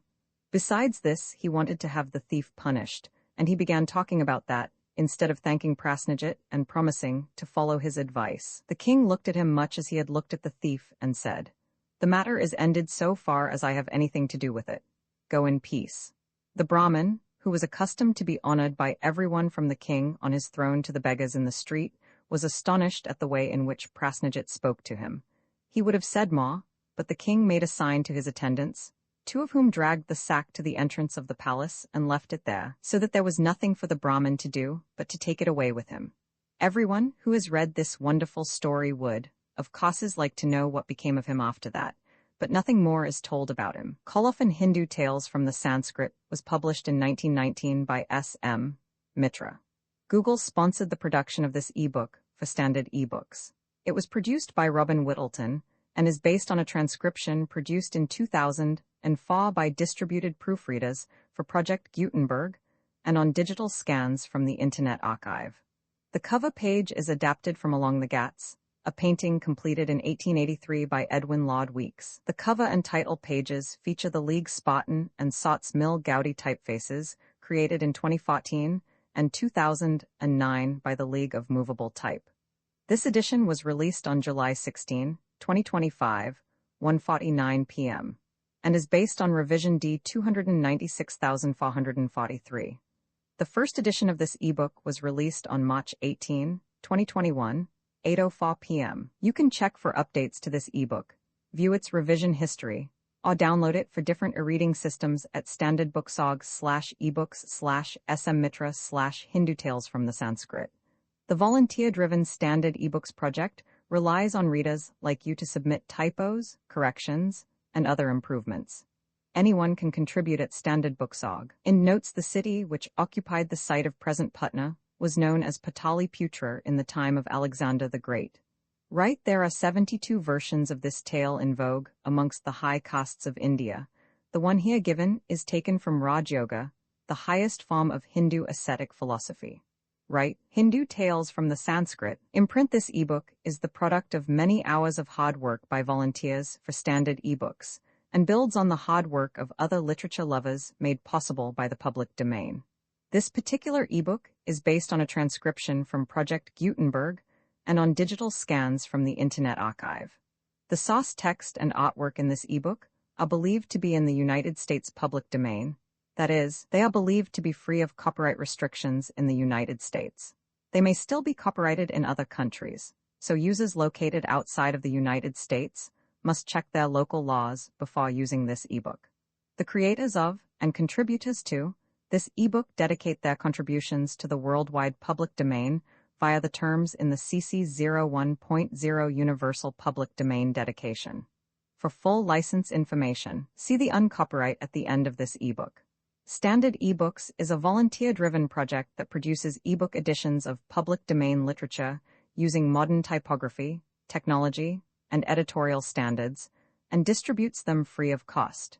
You can download this and other ebooks carefully produced for true book lovers at standardbooksorg. Introductory note: thanks to Mr. S.M. Mitra, the well-known Hindu psychologist and politician, who has done so much to draw more closely together the land of his birth and that of his adoption, I am able to bring within reach of English children a number of typical Hindu tales, translated by him from the Sanskrit, some of them culled from the ancient classics of India, others from widely separated sources. The latter have hitherto been quite inaccessible to Western students, as they are not yet embodied in literature, but have been transmitted orally from generation to generation for many centuries.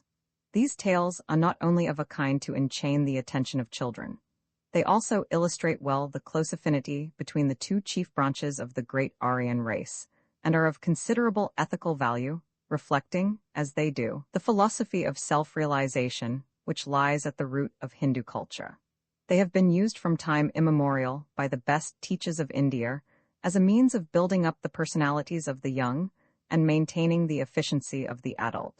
They serve in fact as textbooks of the unique system of mind training which has been in use in India from remote Vedic times, the root principle of which is as simple as it is effective. Hindu children become familiar at their mother's knees with these stories, and are trained to answer questions on them, subtly chosen to suit their ages and call into action their mental faculties. Appealing to them as an amusing game in which they vie with each other in trying to solve the problems presented for their consideration, the boys and girls, who are educated together till they are 10 or 12 years old, early learn to concentrate their attention, whilst the simultaneous development of all their powers is encouraged, and they are, imperceptibly to themselves, led to control their thoughts and emotions from within, instead of having to obey orders which they do not understand from without. They realize indeed, whilst still in the nursery, the ideal suggested by the sage Vidurer in the Mahabharata. Seek to know thyself by means of thyself, keeping thy mind, intellect, and senses under control. For self is thy friend as it is also thy foe. Nancy Bell, Southbourne-on-Sea, 1918. The Beetle and the Silken Thread. 2. The strange adventures related in the story of the Beetle and the Silken Thread took place in the town of Allahabad, the city of God, so called because it is situated near the point of meeting of the two sacred rivers of India, the Ganges, which the Hindus lovingly call Mother Ganga because they believe its waters can wash away their sins, and the Jamna, which they consider scarcely less holy. The ruler of Allahabad was a very selfish and hot-tempered Raja named Surya Pratap, signifying powerful as the sun, who expected everybody to obey him without a moment's delay, and was ready to punish in a very cruel manner those who hesitated to do so. He would never listen to a word of explanation, or own that he had been mistaken, even when he knew full well that he was in the wrong.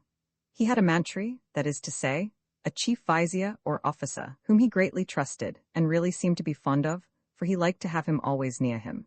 The vizier was called Daryasila, or the patient one, because he never lost his temper, no matter what provocation he received. He had a beautiful house, much money and many jewels, carriages to drive about in, noble horses to ride and many servants to wait upon him, all given to him by his master. But what he loved best of all was his faithful wife, Budaimati, the sensible one, whom he had chosen for himself, and who would have died for him.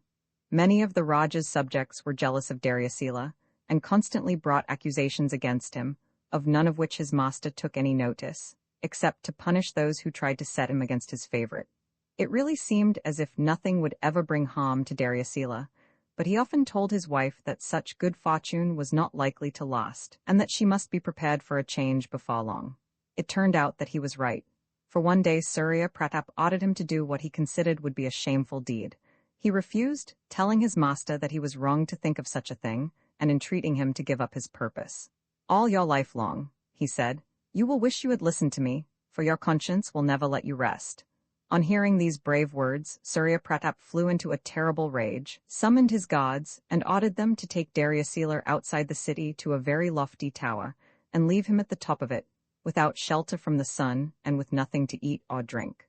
The gods were at first afraid to touch the vizier, remembering how others had been punished for only speaking against him. Seeing their unwillingness, the Raja got more and more angry, but Daryasila himself kept quite calm and said to the soldiers, I go with you gladly. It is for the master to command and for me to obey. Roman 2, the gods were relieved to find they need not drag the vizier away, for they admired his courage and felt sure that the Raja would soon find he could not get on without him. It might go hardly with them if he suffered harm at their hands, so they only closed in about him, and holding himself very upright, Daryasila walked to the tower as if he were quite glad to go. In his heart, however, he knew full well that it would need all his skill to escape with his life. When her husband did not come home at night, Budaimati was very much distressed. She guessed at once that something had gone wrong, and set forth to try and find out what had happened. This was easy enough, for as she crept along, with her veil closely held about her lest she should be recognized, she passed groups of people discussing the terrible fate that had befallen the favorite. She decided that she must wait until midnight, when the streets would be deserted and she could reach the tower unnoticed. It was almost dark when she got there, but in the dim light of the stars, she made out the form of him she loved better than herself, leaning over the edge of the railing at the top. Is my dear lord still alive? She whispered. And is there anything I can do to help him? You can do everything that is needed to help me, answered Daryasila quietly, if you only obey every direction I give you. Do not for one moment suppose that I am in despair. I am more powerful even now than my master, who has but shown his weakness by attempting to harm me. Now listen to me. Come tomorrow night at this very hour, bringing with you the following things. First, a beetle. Secondly, 60 yards of the finest silk thread, as thin as a spider's web. Thirdly, 60 yards of cotton thread, as thin as you can get it, but very strong. Fourthly, 60 yards of good stout twine. Fifthly, 60 yards of rope, strong enough to carry my weight. And last, but certainly not least, 1 drop of the purest bee's honey. Roman 3, Budaimati listened very attentively to these strange instructions and began to ask questions about them. Why do you want the beetle? "Why do you want the honey?" and so on, but her husband checked her. "I have no strength to waste in explanations," he said. "Go home in peace, sleep well, and dream of me." So the anxious wife went meekly away, and early the next day she set to work to obey the orders she had received. She had some trouble in obtaining fine enough silk, so very, very thin it had to be, like a spider's web, but the cotton, twine, and rope were easily bought, and to her surprise she was not asked what she wanted them for. It took her a good while to choose the beetle, for though she had a vague kind of idea that the silk, the cotton, twine, and rope were to help her husband get down from the tower, she could not imagine what share the beetle and the honey were to take. In the end, she chose a very handsome, strong-looking, brilliantly colored fellow who lived in the garden of her home and whom she knew to be fond of honey. For all the time Budai Matti was at work for her husband, she was thinking of him and looking forward to the happy day of his return home. She had such faith in him that she did not for a moment doubt that he would escape, but she was anxious about the future, feeling sure that the Raja would never forgive Daryasila for being wiser than himself. Exactly at the time fixed, the faithful wife appeared at the foot of the tower, with all the things she had been told to bring with her. "Is all well with my lord?" she whispered, as she gazed up through the darkness.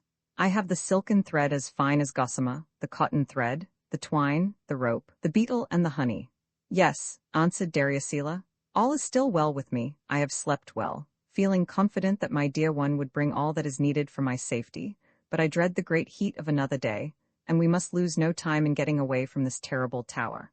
Now attend most carefully to all I bid you do, and remember not to speak loud, or the sentries posted within hearing will take alarm and drive you away. First of all, tie the end of the silken thread round the middle of the beetle, leaving all its legs quite free. Then rub the drop of honey on its nose, and put the little creature on the wall, with its nose turned upwards towards me. It will smell the honey, but will not guess that it carries it itself, and it will crawl upwards in the hope of getting to the hive from which that honey came. Keep the rest of the silk firmly held, and gradually unwind it as the beetle climbs up. Mind you do not let it slip, for my very life depends on that slight link with you." V. Budai Matti, though her hands shook and her heart beat fast as she realized all that depended on her, kept the silk from becoming entangled, and when it was nearly all unwound, she heard her husband's voice saying to her, "Now tie the cotton thread to the end of the silk that you hold, and let it gradually unwind." She obeyed, fully understanding now what all these preparations were for. When the little messenger of life reached the top of the tower, Daryasila took it up in his hand and very gently unfastened the silken thread from its body. Then he placed the beetle carefully in a fold of his turban and began to pull the silken thread up, very, very slowly, for if it had broken, his wonderful scheme would have come to an end. Presently he had the cotton thread in his fingers, and he broke off the silk, wound it up, and placed it too in his turban. It had done its duty well, and he would not throw it away. "Half the work is done now," he whispered to his faithful wife. "You have all but saved me now. Take the twine and tie it to the end of the cotton thread." Very happily Budai Matti obeyed once more, and soon the cotton thread and twine were also laid aside, and the strong rope tied to the last was being quickly dragged up by the clever vizier, who knew that all fear of death from sunstroke or hunger was over. When he had all the rope on the tower, he fastened one end of it to the iron railing which ran round the platform on which he stood, and very quickly slid down to the bottom, where his wife was waiting for him, trembling with joy. After embracing his wife and thanking her for saving him, the vizier said to her, "Before we return home, let us give thanks to the great God who helped me in my need by putting into my head the device by which I escaped." The happy pair then prostrated themselves on the ground, and in fervent words of gratitude expressed their sense of what the God they worshipped had done for them. "And now," said Daryasila, "the next thing we have to do is to take the dear little beetle, which was the instrument of my rescue, back to the place it came from." And taking off his turban, he showed his wife the tiny creature lying in the soft folds. Budai Matti led her husband to the garden where she had found the beetle, and Daryasila laid it tenderly on the ground, fetched some food for it, such as he knew it loved, and then left it to take up its old way of life. The rest of the day he spent quietly in his own home with his wife, keeping out of sight of his servants, lest they should report his return to his master. "You must never breathe a word to anyone of how I escaped," Daryasila said, and his wife promised that she never would. Roman 7. All this time, the Raja was feeling very unhappy, for he thought he had himself caused the death of the one man he could trust. He was too proud to let anybody know that he missed Dariusila, and was longing to send for him from the tower before it was too late. What then was his relief and surprise when a message was brought to him that the vizier was at the door of the palace and begged for an interview. "Bring him in at once," cried Surya Pratap, and the next moment Dariusila stood before his master, his hands folded on his breast and his head bent in token of his submission. The attendants looked on, eager to know how he had got down from the tower, some of them anything but glad to see him back. The Raja took care not to show how delighted he was to see him, and pretending to be angry, he said, "How do you come into my presence, and which of my subjects has ventured to help you to escape the death on the tower you so richly deserved?" "None of your subjects, great and just and glorious ruler," replied Dariusila, "but the God who created us both, making you my master and me your humble servant. It was that God," he went on, "who saved me, knowing that I was indeed guiltless of any crime against you. I had not been long on the tower when help came to me in the form of a great and noble eagle, which appeared above me, hovering with outspread wings, as if about to swoop down upon me and tear me limb from limb. I trembled greatly, but I need have had no fear. For instead of harming me, the bird suddenly lifted me up in its talons and, flying rapidly through the air, landed me upon the balcony of my home and disappeared. Great indeed was the joy of my wife at my rescue from what seemed to be certain death. But I tore myself away from her embraces to come and tell my lord how heaven had interfered to prove my innocence." Fully believing that a miracle had taken place, Surya Pratap asked no more questions, but at once restored Dariusila to his old place as vizier, taking care not again to ill-treat the man he now believed to be under the special care of God. Though he certainly did not deserve it, the vizier prospered greatly all the rest of his life, and as time went on he became the real ruler of the kingdom, for the Raja depended on his advice in everything. He grew richer and richer, but he was never really happy again, remembering the lie he had told to the master to whom he owed so much. Mati could never understand why he made up the story about the eagle, and constantly urged him to tell the truth. She thought it was really far more wonderful that a little beetle should have been the means of rescuing him than that a strong bird should have done so, and she wanted everyone to know what a very clever husband she had. She kept her promise never to tell anyone what really happened, but the secret came out for all that. By the time it was known, however, Dariusila was so powerful that no one could harm him, and when he died his son took his place as vizier.